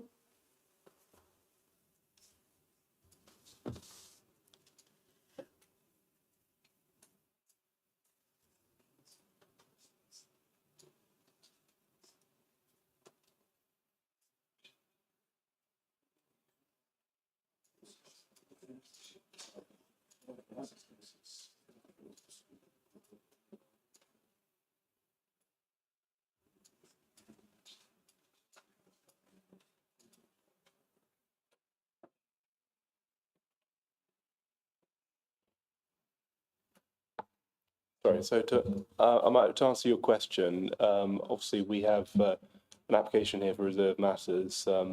This, I think what you're referring to is potential sort of like highway improvements, which would be a separate thing to this planning application, although it could be considered by request to the County Council Highways Authority to be assessed and a scheme worked up. Thank you. Councillor Alistair Chambers. Thank you. This is just my very, very last question. Is there any actually marked up measurements between properties? Because I've just literally just been going off their thing using their scale. I basically scaled off the drawing, only very roughly, obviously. My concerns is that the 22 metres or 21 metres, whatever the minimum distance for siting, SPG 3, siting of buildings from point to point, states I'm sure it's 22 metres. I believe this is around 18 metres at maximum between properties, and you're looking at around a 4 metre elevation change. I'm talking about properties G04B and M14B, because that breaks obviously planning setup, planning layout law. If we can, is there a possibility to check that and check the scale? I can give you the actual property numbers. Golf Oscar 4B. And Mike 1 4B. And I've used the layout plan drawing 10367-204 dated the March 24. Is undertaken by an external consultant with regards to boundary levels of the pedestrian footpaths, but it's got indicative points on cross references of buildings as well. And I've seen there's a level change of 4.5 metres between the two properties, and rear to rear gardens. I make it around 18 metres maximum. There's 2 garages, which average garage is around sort of 6 metres in length, and there's 2 of them, and you've got a small distance around half the garages between them, which would approximately be 3 metres, and a small walkway either end, 1.2 metres. So you're looking at 17.4 metres distances between properties. So if you rounded it up for the burden of doubt up to 18 metres, you're still around 4 metres distance short of what is the planning acceptable distance between properties. And thank you.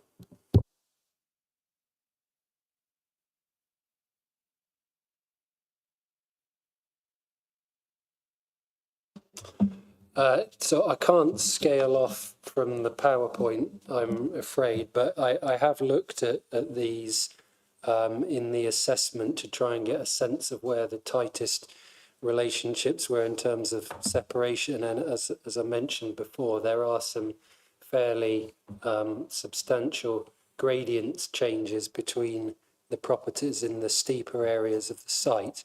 The usual guide is that a 21 metre back-to-back is an indication that that's an acceptable relationship between properties. There are properties in this scheme that don't meet that.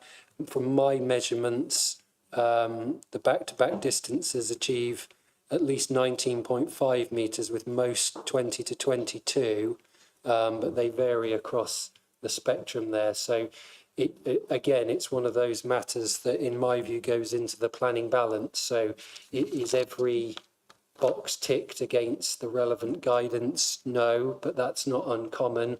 And it's a matter of assessing the harm and in the context of the wider planning balance. So as I mentioned earlier, you know, there are some inevitable consequences to having 185 units consented on a restricted area of the site, on a site that slopes, and where you need to achieve highway gradient technical specification. So it does result in some challenging relationships between properties, and strictly speaking, they don't meet the 21 metre guide, but they are mainly in the vicinity of that guidance. And as I said, my measurements made it at least 19.5, so you're about 1.5 below in the lower end, and some of them are a bit above. I think some of them in the sort of middle to south section here I've got it 20 to 25 metres back to back. So there are a variation, but there are some that are below the 21 metre guide. Thank you. So to confirm, there are properties that breach the SPG3 design distance of 72 feet, 22 metres, not 21, 22 metres separation between facing and back into properties. And then your response, there's ones between 19 and 20 and 20 to 25, so a significant amount. I'm just clarifying that fall far short of the minimum recommendation. And that obviously goes back to back with the housing survey strategy team that are concerned with their same approach of amenity spaces. So yeah, thank you for clarifying that. Thank you.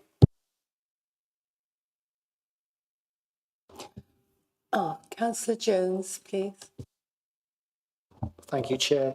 My question goes back to Councillor Castle and Chambers, both Chambers, about balconies, and whether, if you're not going to have balconies, whether we can have window boxes which do have soil and herbs that are available to grow. That was and also in connection with the green spaces issue, allotments, I don't think there's any issue. I mean, I think there's possibly allotments already on the adjacent sites already available. So could we not build that in at some point in the model? Thank you. Happy to take it. Thank you. Yeah, they are good suggestions in terms of improving amenity. The advice would be that the window boxes is not a policy requirement, albeit it would be a nice aspirational thing to have. So I don't consider it something that we could ask for as being essential to make the development acceptable. It would be a nice to have, but not an essential, which we have to come back to in terms of making a recommendation to approve or a recommendation to add conditions that something has to be changed or added. So that's in terms of the window boxes. In terms of the allotments, that's not a requirement flowing from the outline permission, where those sort of in principle infrastructure needs would have been assessed. So again, it's not something that we can, in my view, require as mandatory to make the development acceptable. Are there any more questions? I have one of my own, if I may. The children's play area and the proximity of the sustainable urban drainage system, if that's what we're calling it. I'm not sure what the distance is, but is there going to be an enclosed area where, for example, toddlers under 5-year-olds can play within a railed area, which will exclude the opportunity for them to run away and also to keep dogs out? There's no proposal for fencing around the SUD in the scheme. It's not something that the drainage officer has suggested as being needed. I did talk to him about this particular issue. His view is that there are lots of watercourses in Gloucester without it, and he made the good point that I hadn't considered before, which is that actually putting fencing around can actually impede rescue services if there is an emergency. So if someone does go into the water, they can actually inadvertently cause a problem by putting fencing around them. His view was that in terms of the industry standard approach, that's to ensure that water features are designed safely rather than barrier them off. With a key consideration he's mentioned being shallow side slopes, typically no greater than 1 in 3 gradient. So in that way, if someone was going into the water intentionally or not, they wouldn't then find themselves slipping into the deep water. So it's not something that's been proposed. It's not something that's been suggested as being necessary by the expert consultee. And would the children's play area itself have an area that was fenced off for the younger children to play in safely? So we looked at this with the council's public open space consultant, who's got a lot of experience. She used to work for the city council and knows what works and doesn't work very well with these sort of arrangements. And the neighbourhood equipped area of play, which is this one on the west side, which is more sort of internal to the development, that's typically for older children, wouldn't have a fence around it, so that would be just free to enter.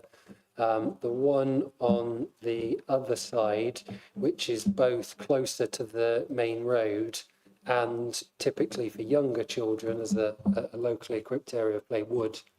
So, simple answer. The one on the east, yes, fencing. The one on the west, no, it's open to the field. Thank you. Are there any more questions? Thank you. I was just wondering if there's any consideration of local services, including GP surgeries or schools being built on that land, or was that not taken into consideration? Sorry.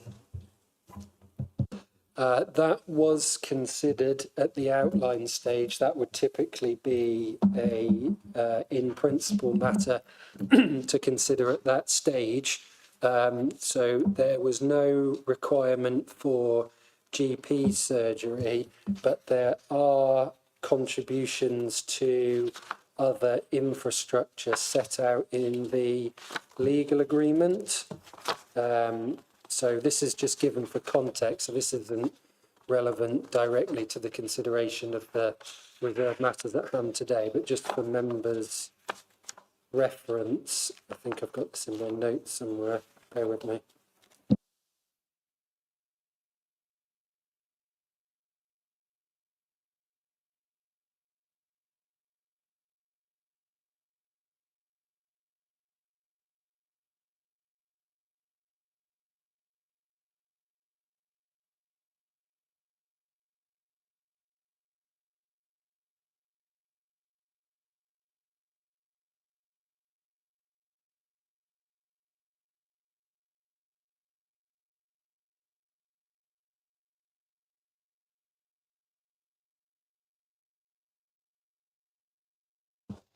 So in terms of the infrastructure that was considered necessary to be contributed to, there's the 20% affordable housing, there's the £500,000 to the council's pitch improvement programme and additional sports provision.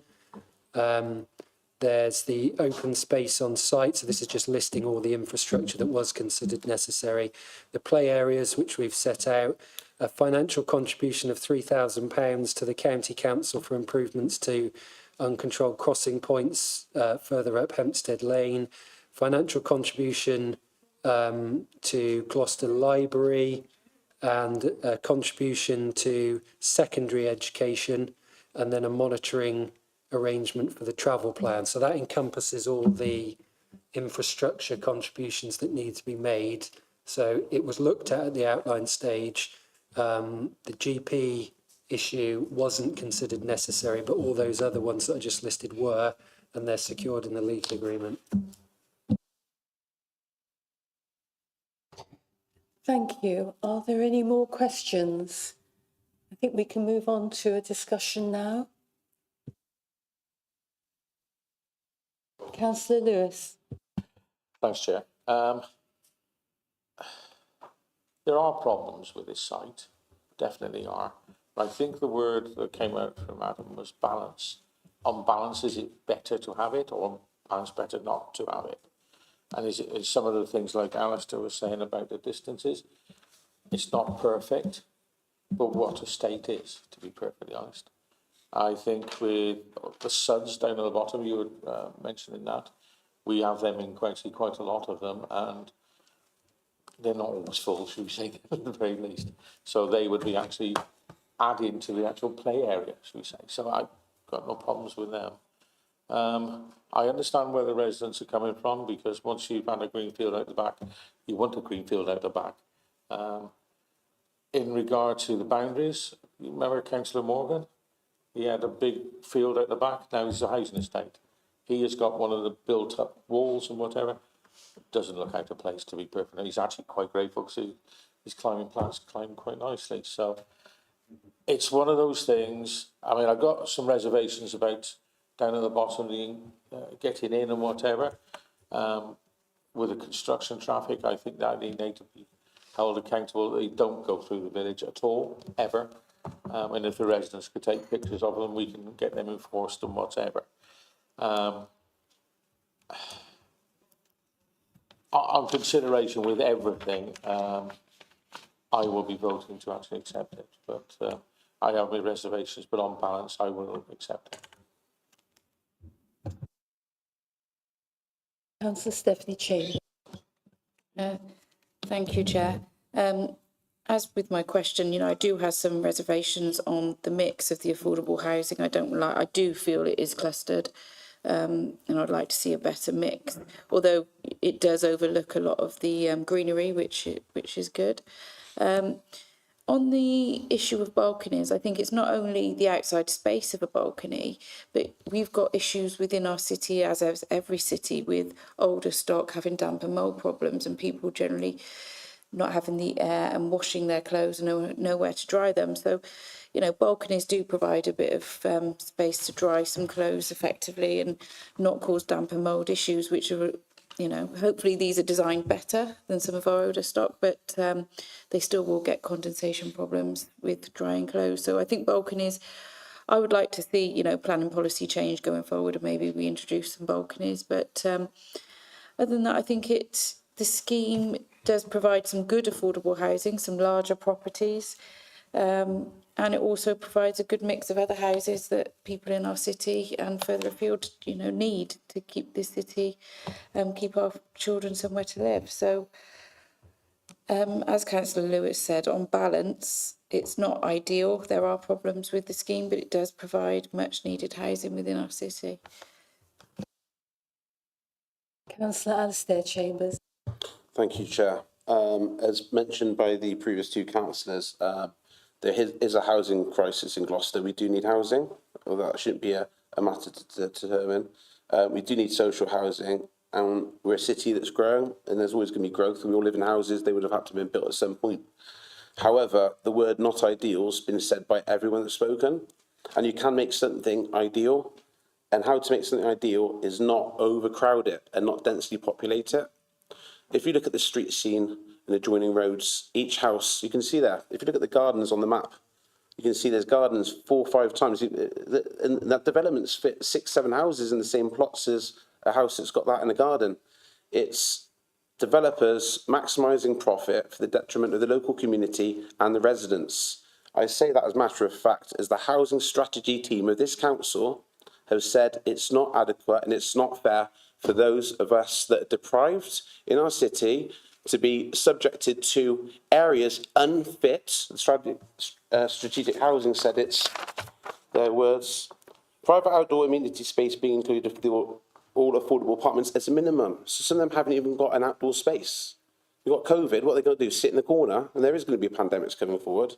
They've got nowhere to put their washing. They've got nowhere to put their equipment. They've got nowhere for their children to play in. Don't get me wrong, there's good areas of green space there. The only reason that green space there is because you can smell crap in the air. So to put it bluntly, I won't be supporting this. I would be if they weren't so densely populated, because the land's good for development. It's a nice area of the city.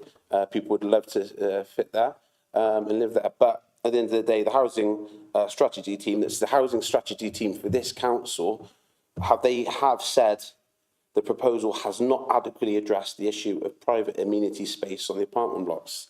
So, in my opinion, as if I vote for this, I'm subjecting those that have no choice of housing, that have to be housed where they have to be housed for social housing. They've got no choice. They're on a housing thing. They've got their housing development comes in, they're gold, and they've moved into there. And no, I haven't got a garden, but I'll just take the house anyway because I'm desperate and I'm homeless. That's unfair. All for the beneficiary of housing developers maximising profit at the detriment of those in our city that need space outside. So that's number one.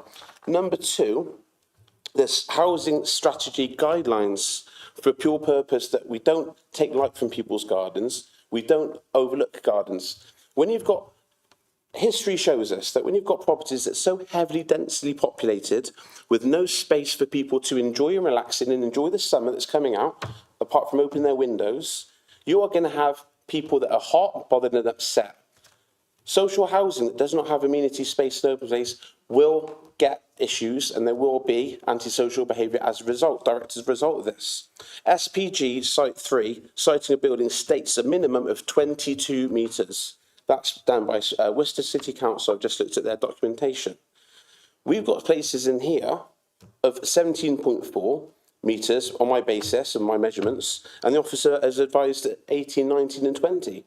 All of them are still well under the minimum requirements. Not what's required, what's not good, the minimum requirements, and only a handful are over the minimum requirements.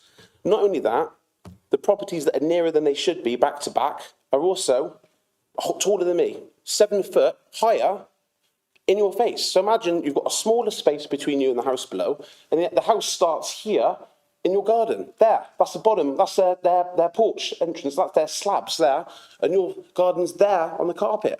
2.5 metres, that's approximately 2.5 metres. Imagine that, standing in your garden and seeing a house literally towering over you. It's not fair, it's not fit, and we're literally subjecting the most deprived, the most poorest in our city to housing that the strategy team has said is not fit for purpose. So on that basis, I think the site's good. I just think they need to readdress the planning layout. They need to be not so greedy, and as a result, lose some houses, get some bigger gardens, and put some garden spaces into those that need space to go out. Because how many of you here have got gardens? I bet all of you have. And you're basically voting. Well, there you go. I bet you wished you had a garden. But anyway. But yeah, my point is, 2 of you in the room, Scott, haven't got gardens. I bet you wish you had gardens to sit out in. I feel very sorry for you. You're more than welcome to come and sit in my garden. But yeah, point is, non-compliant. Everyone's saying it's not ideal. Not ideal, can be ideal. Let's just not be greedy and let's lay it out properly. Thank you. Any comments from anybody else on the committee? Councillor Harris. Yeah, I think it's been mentioned there are quite a few issues with it. It's not ideal, but I think on the whole, it is. We do need more housing, and I think it is probably. I would vote for it. I think one of my main concerns is the main access road. I think the traffic management, it probably does need. I know you mentioned that there's some meandering that they've put in place. It's not really meandering. There's a slight portion of the road that shifts over half of a carriageway. If that was adjusted more to make the traffic management a bit better, I think that would be ideal. And then I'd probably just echo a lot of the other comments that have been made around things like balconies and general improvements. But yeah, I think on the whole, it's not perfect, but I think it's probably a good development. Any more comments from anybody? Councillor Jones? I'd just like to add, I mean,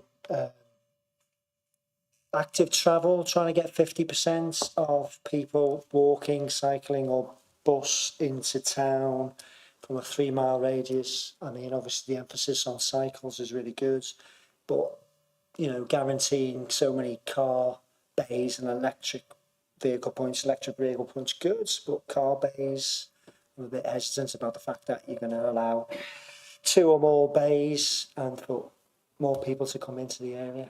So it's going to cause more congestion and more pressure, whereas if you back the cycle infrastructure and back the active travel to work with 3 miles into the city centre, 50%, trying to get 50%, doing that by 2030, that's the kind of thing I'd be encouraging.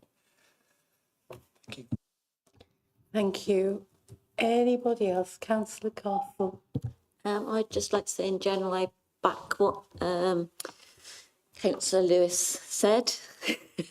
And I would just like to say it's such a shame that we are not having balconies on the apartments, because I think it would be really beneficial for the site. Thank you. Thank you very much. Oh, Councillor Alastair Chambers. You could have balconies, you refuse it on the basis that there's no balconies, and then they go away, make balconies and make nice gardens for people in flats. Simple.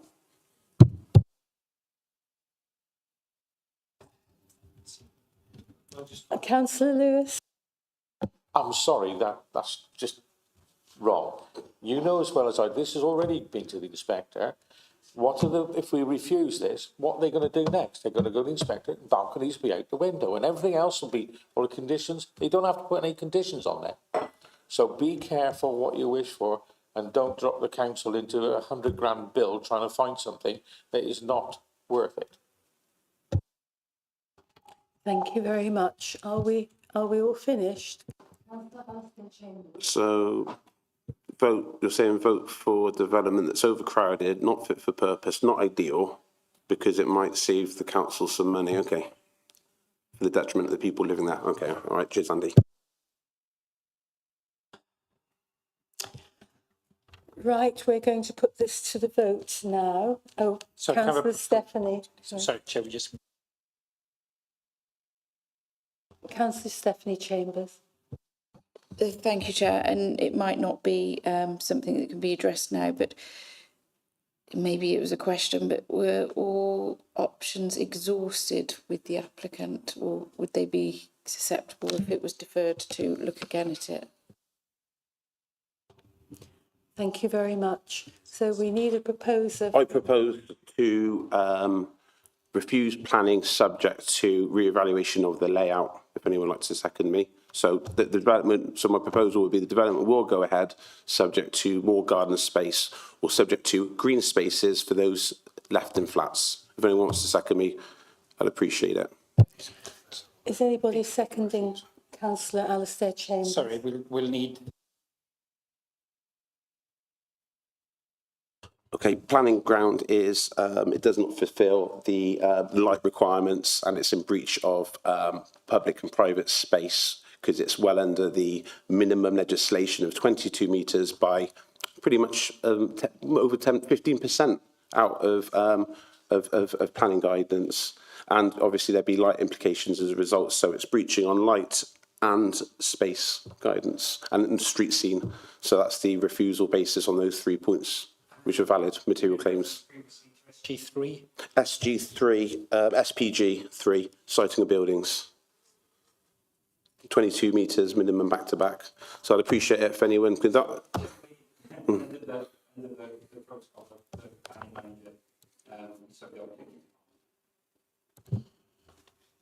Yeah, thank you, Chair. I think the first point was I think the committee would probably benefit from some clarification as to whether the recommendation or the proposal is to defer, so to go back to negotiate an alternative. Just bear with me, just to negotiate an alternative, or it's to refuse, because of course with a refusal that's the end of the line. So that's the first point, and I'll come back on the SPG 3 point after that. Thank you, Chair. Sorry, so I'd like to change it because I'm not opposed to the development. Development will go ahead. Outline planning has been done. All I'm asking then, thank you very much for the clearance on that, officer. That's probably more fitting. That I'm not against the proposal. I think the proposal is good. We need housing. I'm only asking for deferral to negotiate some garden space for people in flats. That's what I'm asking. Couple of gardens for people living in flats. Don't have to be big, just somewhere they can put their washing out and a kid can go around on a little scooter. Might lose 2 houses on the development, but people have gardens. So I propose to defer it to some more outdoor amenity spaces as requested by the housing strategy team of the council. Thank you. That's it. Hopefully somebody supports me. Sorry, Chair, for me through you. So just to clarify, Councillor Chambers, you've withdrawn the motion to refuse and you've proposed a motion to defer for the reasons stated. That's correct, Chair. Thank you. Does anybody second that motion? Chair, I think the planning manager sought to comment on the SPG. Yes, so SPG 3, I think you referred to it as a Worcester County Council document. I'm not aware of it as a and I've only been with the council since February, so I have been wrong in the past on many occasions and pulled up for it, and rightly so. But I'm not aware that there's a policy SPG 3, but I think a council Chambers chair is referring in context to the separation distances in any event, whether or not it's a SPG 3, whether or not SPG 3 is a development plan document. It's that 22 metres distance that's the key consideration, isn't it? So certainly the BRE standard right for light, that contains guidance on distances and development plan documents and local plans throughout the country have kind of have then echoed those points where a distance of 21 metres is a kind of a standard distance, and that's a standard in an industry standard where it's a guide for an acceptable distance, facing distance on a flat level between facing windows. So it is absolutely a material consideration, and it's up for grabs as part of this reserve matters in terms of layout to look at those distances. In order to change those distances, there would need to probably be a wholesale change to the layout, and in order to make wholesale changes to the layout, there of course would be significant consequences in terms of the cut and fill. So in order to achieve those individual specific distance requirements or aims, aspirations, then there would be an enormous knock-on effect which would require certain wholesale changes. So that's the factor to go into the melting pot for your consideration. Also, the case officer has worked pretty tirelessly on this with the applicant, and the applicant, there may well not be an opportunity to renegotiate these matters and reopen them with the applicant in any event. So we could be coming back next month with exactly the same scheme to consider. But finally, your consideration would be a balancing exercise, and this was, of course, in the training that took place last week and the week before. So you're balancing all of the considerations and then attaching weight to those considerations and then putting them on each side of the weighing scales.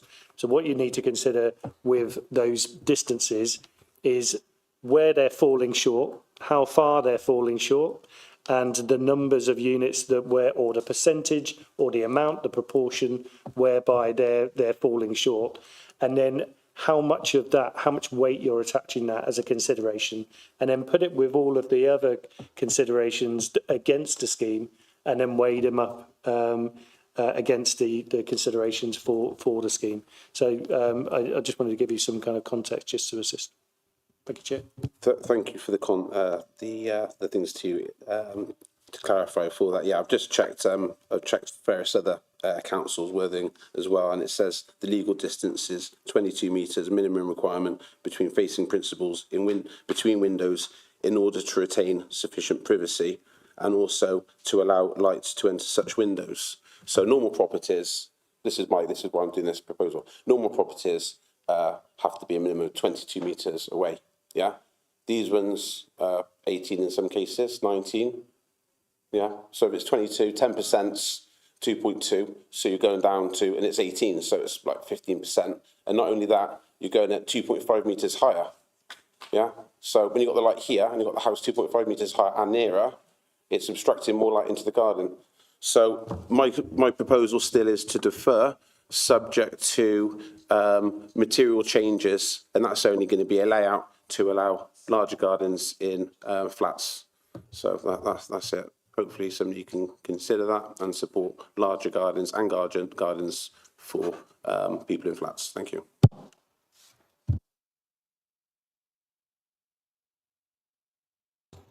Chair, if I may, through you, just to clarify that obviously we are bound by our development plan and what's contained within that. And you've heard from the planning manager that it is a material consideration to take into account light.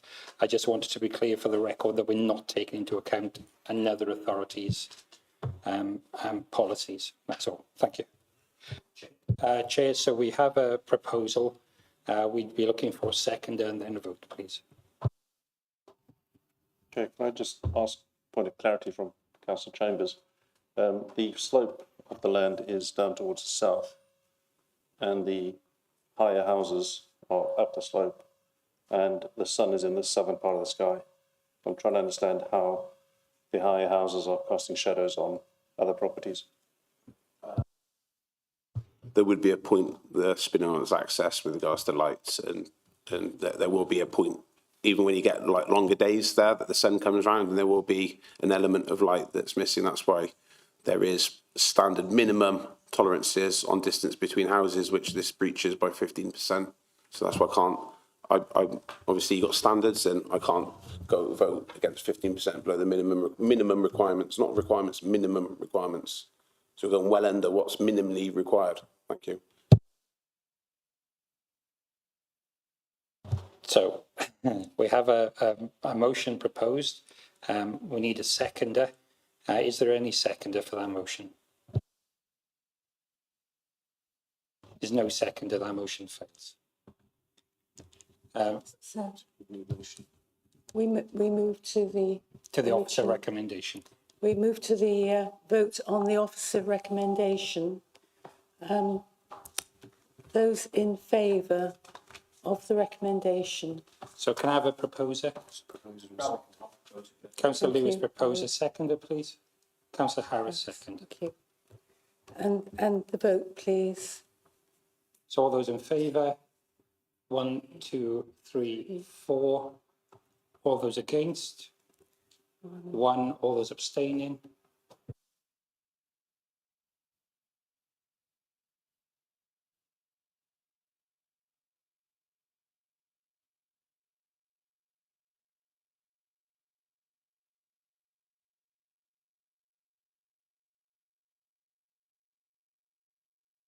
Thank you very much. Just give me 2 minutes just to turn around for the next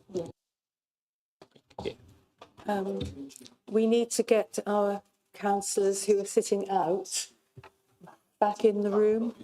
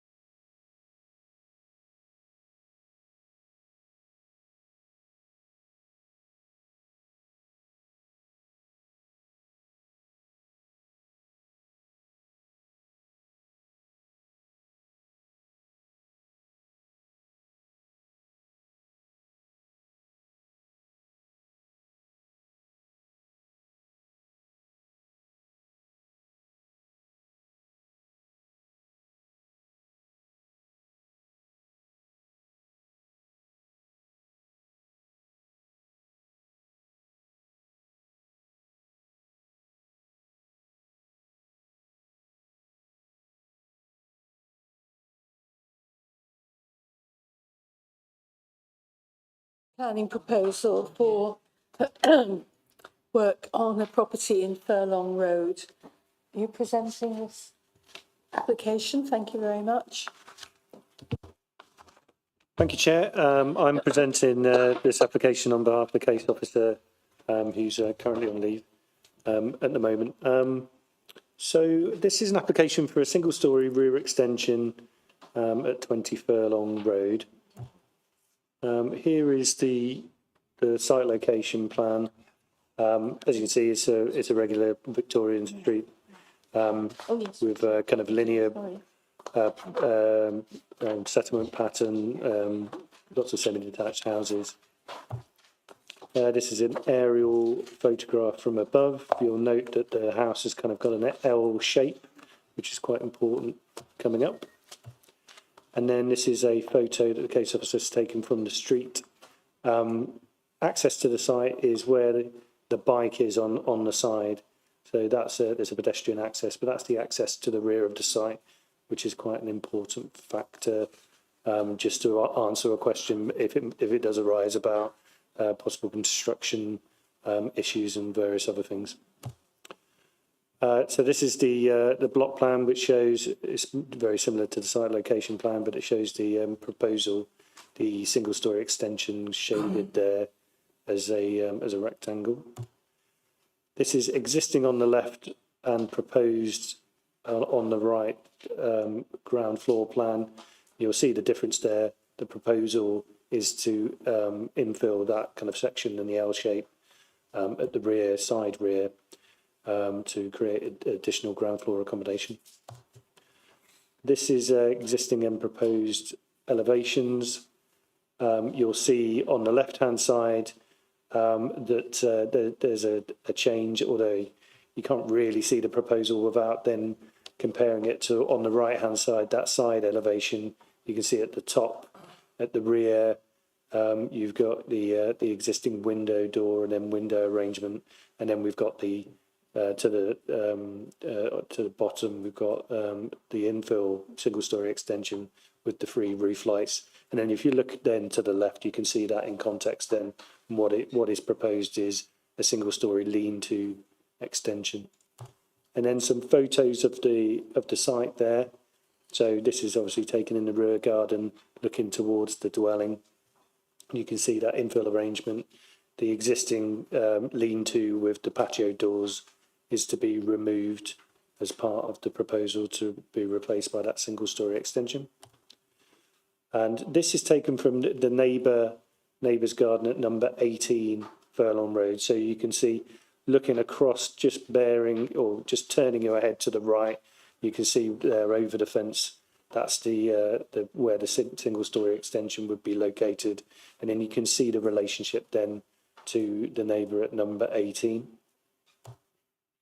And the officer recommendation is to approve, subject to the conditions in the officer report. Nothing further to add at this stage. Thanks, Chair.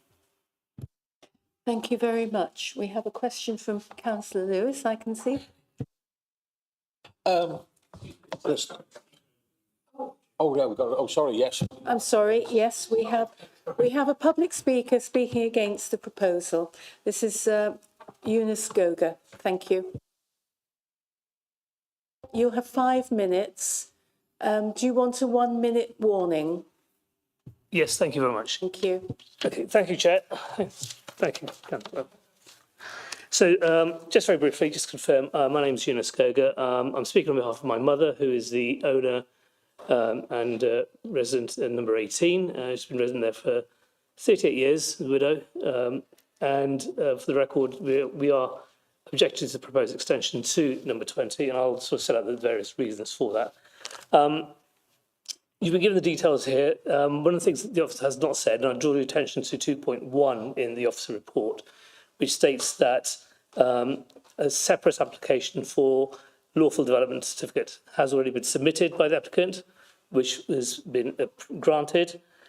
This is for a loft conversion with rear dormers and Velux windows. So actually, this isn't just a single-storey development in its own right. There's actually much broader development taking place in the property as well.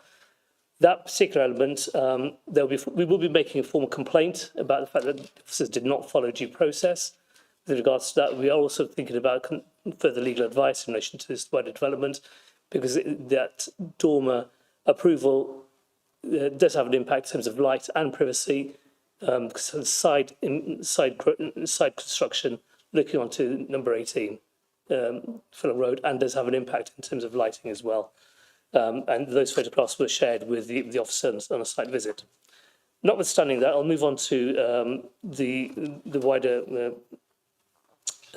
concerns, and I refer to the objections that are made. They're in paragraph 5.2 of the officer report in terms of the objections around proximity to the boundary. In terms of the loss of light to the rear and side facing windows, we've already mentioned. The boundary fence, there's a narrow alleyway that's been highlighted, and that does mean that there's going to be limited site access available. It's a shared entrance as well. We will not be providing any access to them. There's been no conversational request from the neighbour applicant concerned in terms of any kind of information about what it is they're proposing to construct there. We've already had to deal with incidents of antisocial behaviour with applicants in the last 12 months they've been actually in the property, in terms of dust and dirt and burning large amounts of garden waste close to the building itself.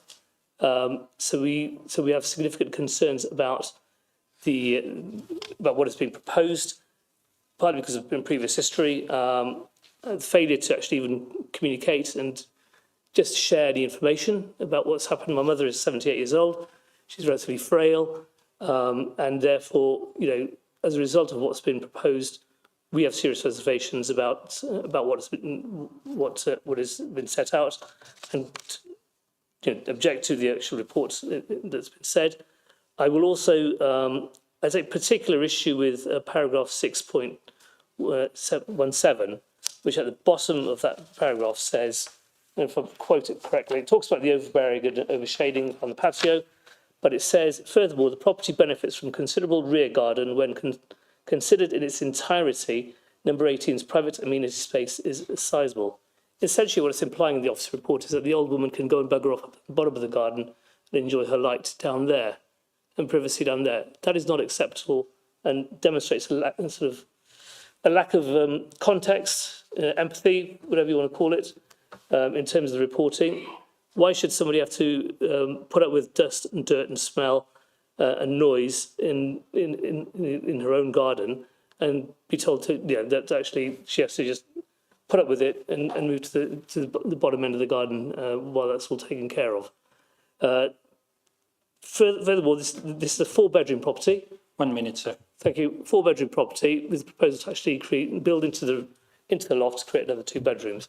Again, with interest why that's the case, given that we've already had recent instances where residential properties, family houses, have been converted into HMOs on Furlong Road, which already is completely full in terms of cars and parking. So there are wider concerns that need to be, I would suggest, need to be taken into consideration when reviewing this application, and those essentially are the base of our grounds of our objection to this particular property.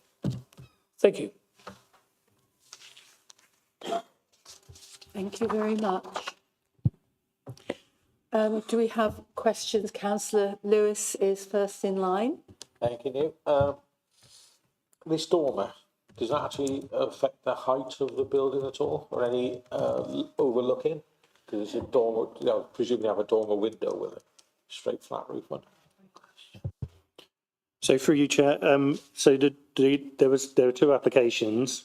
There's the application that's before you, a full application for the single-storey extension, and there is another application that was approved for a certificate of lawfulness for a proposed use or development for the dormer windows. So that was an application for a legal certificate. So the planning consideration was the legal consideration of whether or not the dormer windows constituted permitted development.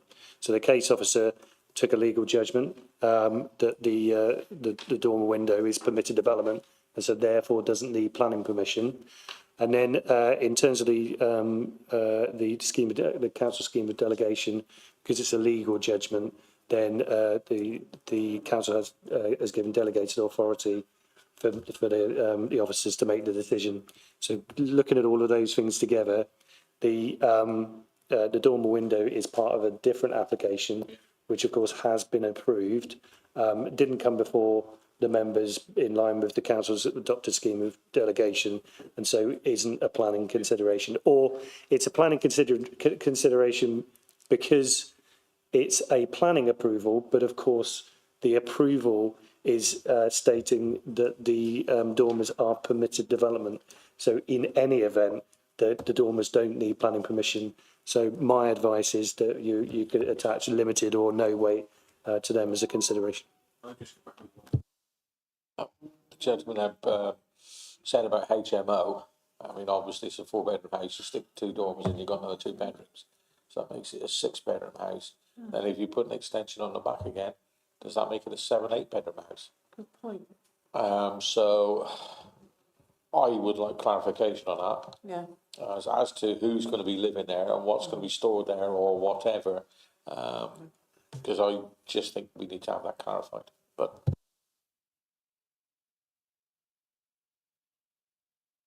through you, Chair. So the HMOs or the use of a dwelling house for occupation by a number or numbers, increasing numbers of individuals that don't form a family unit, then can change the in terms of the general permitted the use classes order, change the definition of a dwelling house, and then past a certain point, a certain number of individuals would then become an HMO, which then is a different use class altogether.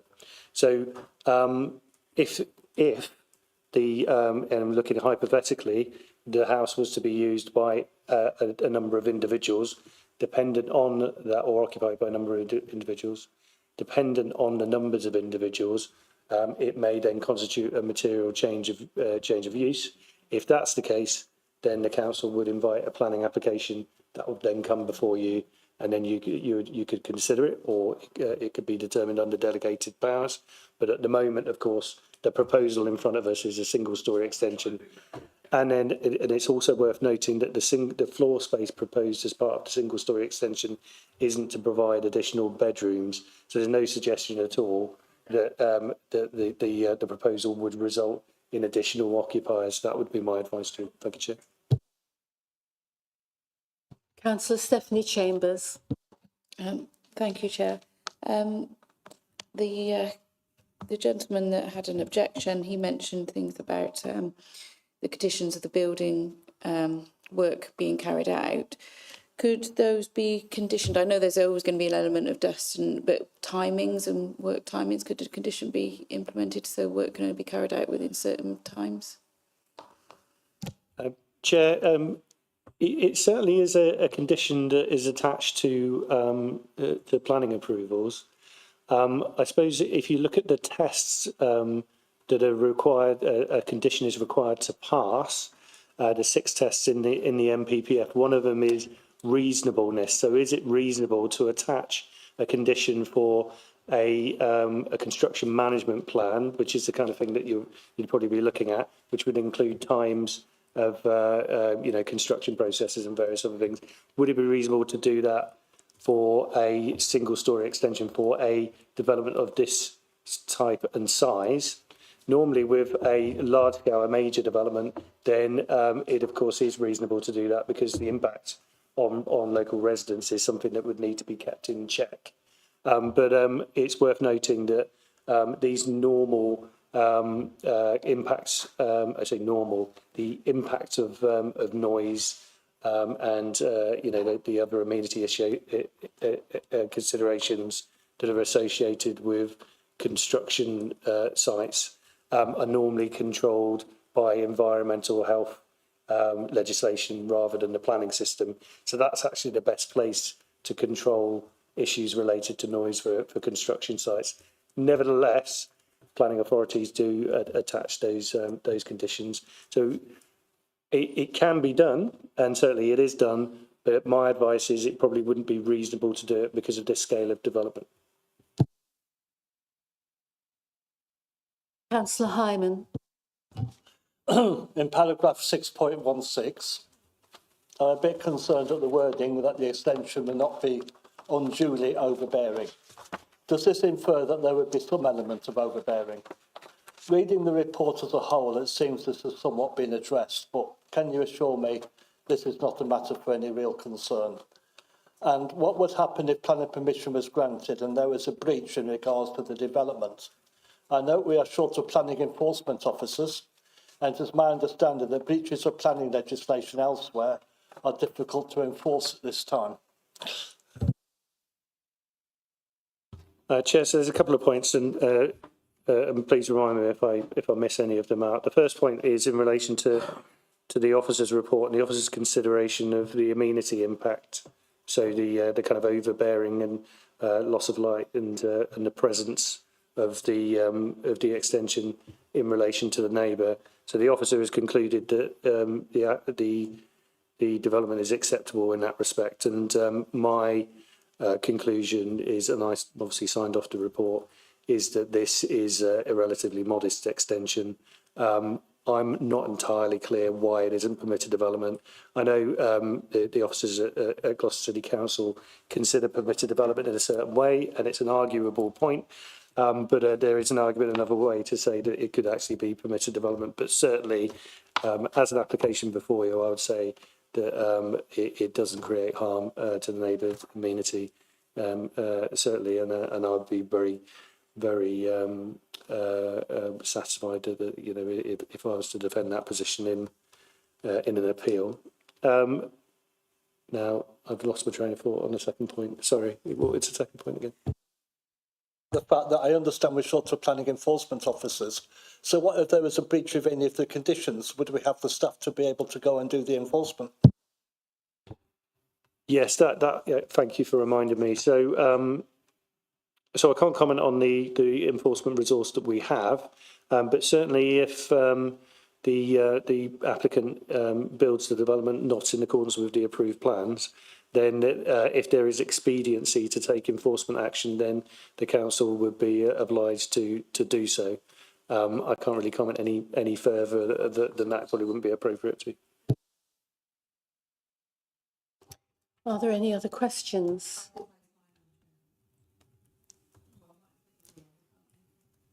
Yeah. Okay. Could you go back to the first picture, please, with the alleyway? I can't quite get in this planning why the alleyway is. That's the alleyway. And that goes straight through to the garden, right? And, oh, I get that, yeah, I suppose. And the loft, where would the loft be again? Please? Because it would be at keeping, because all the other roofs are flat along there, aren't they?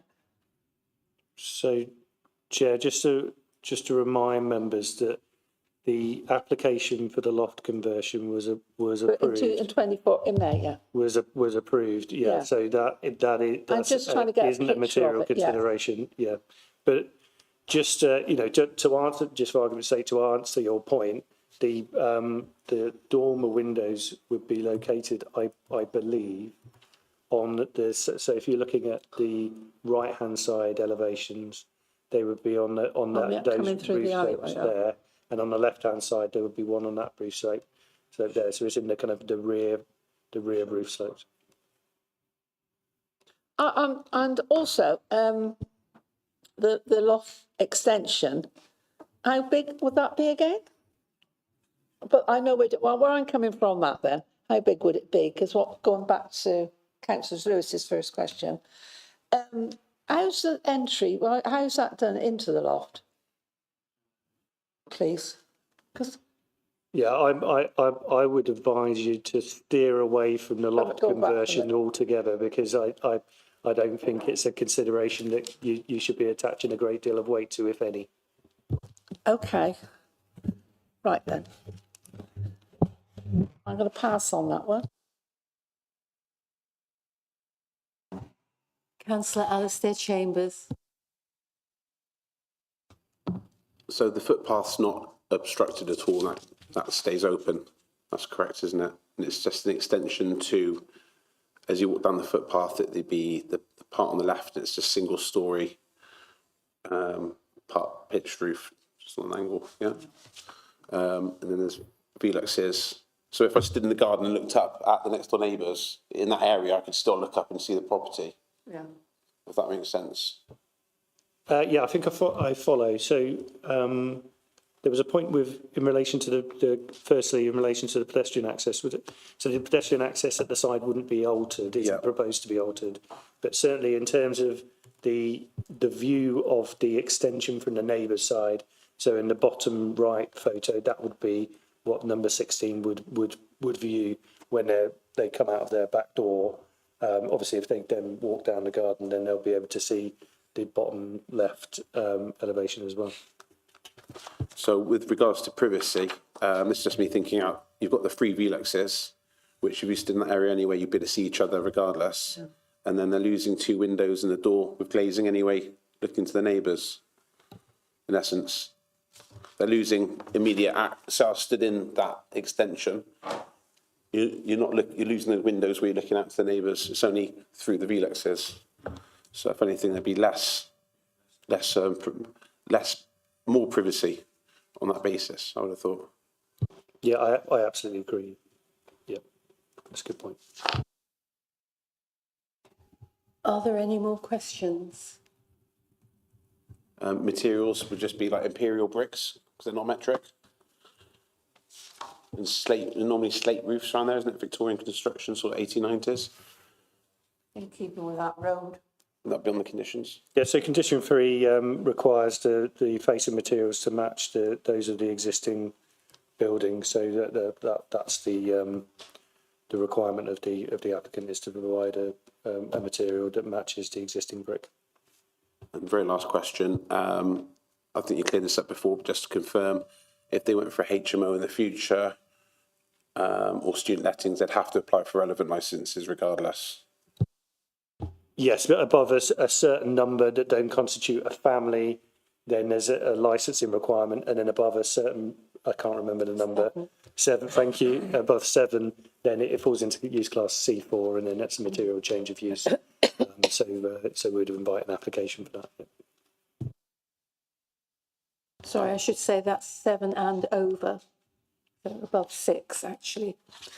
Right, any more questions, any more clarification before we put it to the vote? Debate, sorry. Discussion, please. Councillor Lewis? Yeah, I mean, I think, like Alistair said, Councillor Chambers, said I think there'll be actually more privacy now because you've got the windows facing out, you've got them facing to the sky. So that'd be fine. As with the gentleman said, burning rubbish and whatever in the background, that's a police matter or environmental health. Please contact them if there's a problem, because you're only supposed to burn at certain times, then only certain things and all the rest of it. So that's a problem for the police or whatever to sort out. But as regards to the rest of it, the access is not going to change, and you do have to provide, because you've got a shared access, a certain amount of something going down there, you know, whether you might not like it or whatever, but it is a shared access. If they cause damage, you can ask them to replace it and this, that and the other, but that's an enforcement sort of thing. I don't think it'll really impact your mother too much. Hopefully with a single story, it won't take long to build anyway. And actually then she should have more privacy, and it should be cleaner and tidier by the time it's all rendered, bricked and sorted out. So I understand about mothers and all the rest of it, and she's not happy, and maybe some more talking should have gone on and everything come to a consensus. But I think legally and in planning regulations, I don't think there's a lot we can do to say no to it. Councillor Hyman. Yes, I tend to agree. The issue is that have we got sufficient grounds not to approve this application? And I don't think we have. The officers have actually given good reasons on planning grounds why we should support this application, and I don't see any way that we should divert from it. You know, I do have sympathy with the objector, but we have to decide this on legal grounds. Thank you very much. Any more comments from anybody? Councillor Marshall. Thank you. I just think it's important to take into consideration that there's been no planning for HMO property. However, should the objectors wish to look at that in the future if it happens, then they can obviously appear, you know, write comments and contact us about it. Otherwise, I don't think there is any reason why the planning officer should and us, we should reject this application. Thank you. Councillor Alistair Chambers. Obviously, I have pity for the family and the elderly lady, etc. But I can't see why this wouldn't have gone through on permitted development. I've just had a little street view of properties. I don't know if I'm allowed to do that, but I've looked at developments that have taken place at 39, well, planning permissions 41, 39, number 2, a new bungalow 27 and 8, and they have extensions similar, if not bigger, than this. And I feel that although anyone does not want construction works going on next to them, if there's no sort of material reasons why the development can't go ahead, I can't see any reason why the works can't go ahead. And I think, if anything, in time, she sees, hopefully, the neighbour will see that there is sort of more privacy. No one can look out onto the garden. And that obviously normally you can, those properties I used to live in went off Albany Street, and you can still see those big side windows. You can still see slightly over the fence. So with that, you should be able to maintain more privacy. And the Veluxes, if you're stood in that area anyway, and you went outside, you could look into the window much easier than looking through a small Velux on the angle. So I think privacy's improved. Obviously, you've got the issues with building works, but that's no reason to object to a development. Obviously, there'd be items that have to do with regards to a party wall surveyor, because it's within so many metres, 1.5 metres of foundations, and we're going to be undermining the original foundations because it's Victorian properties. It's not just sort of built on a couple of bricks deep with a bit of slate for the DPC. So obviously that's a condition in there. I've seen that, so I can't see any reason. I'm sorry for yourselves and your mother, but you've got to come down to the thing. But I like to try and find things for and against, but I can't see anything. Unfortunately, for yourselves, I can't see anything wrong with the development, so I'm going to be in favour of the development. Councillor Jones. I think the failure here has been of the neighbour speaking to people over here in the first instance to negotiate and talk it through and reach a consensus and be neighbourly to each other.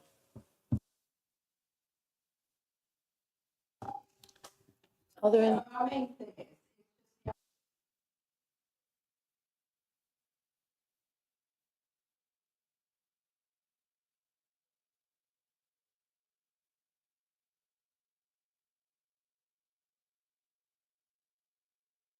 you know, sooner than later. That's the worst part, is hanging on, wondering when things is going to happen. And it will, and they will have to have a condition of dust if it, you know, is really hot and things like that. I don't know how long it takes to build or et cetera, but perhaps some dust screening and things like that. I don't know. It's a fun one, this one, isn't it? Are there any more comments? We're ready to So we put need it to the vote. Proposer and a seconder of the officer Proposer recommendation. for the Councillor Lewis proposing. We're looking for a Councillor seconder. Councillor Chambers. Thank you very much. Those in favour of the application. Those are 10. It's motion. I just thought it was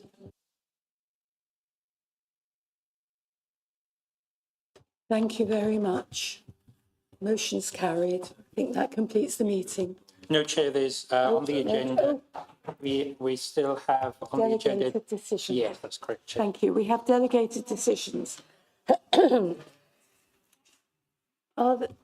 Is everybody happy to approve the delegated decisions as shown on the list? Yes? That brings the meeting to an end. Thank you very much.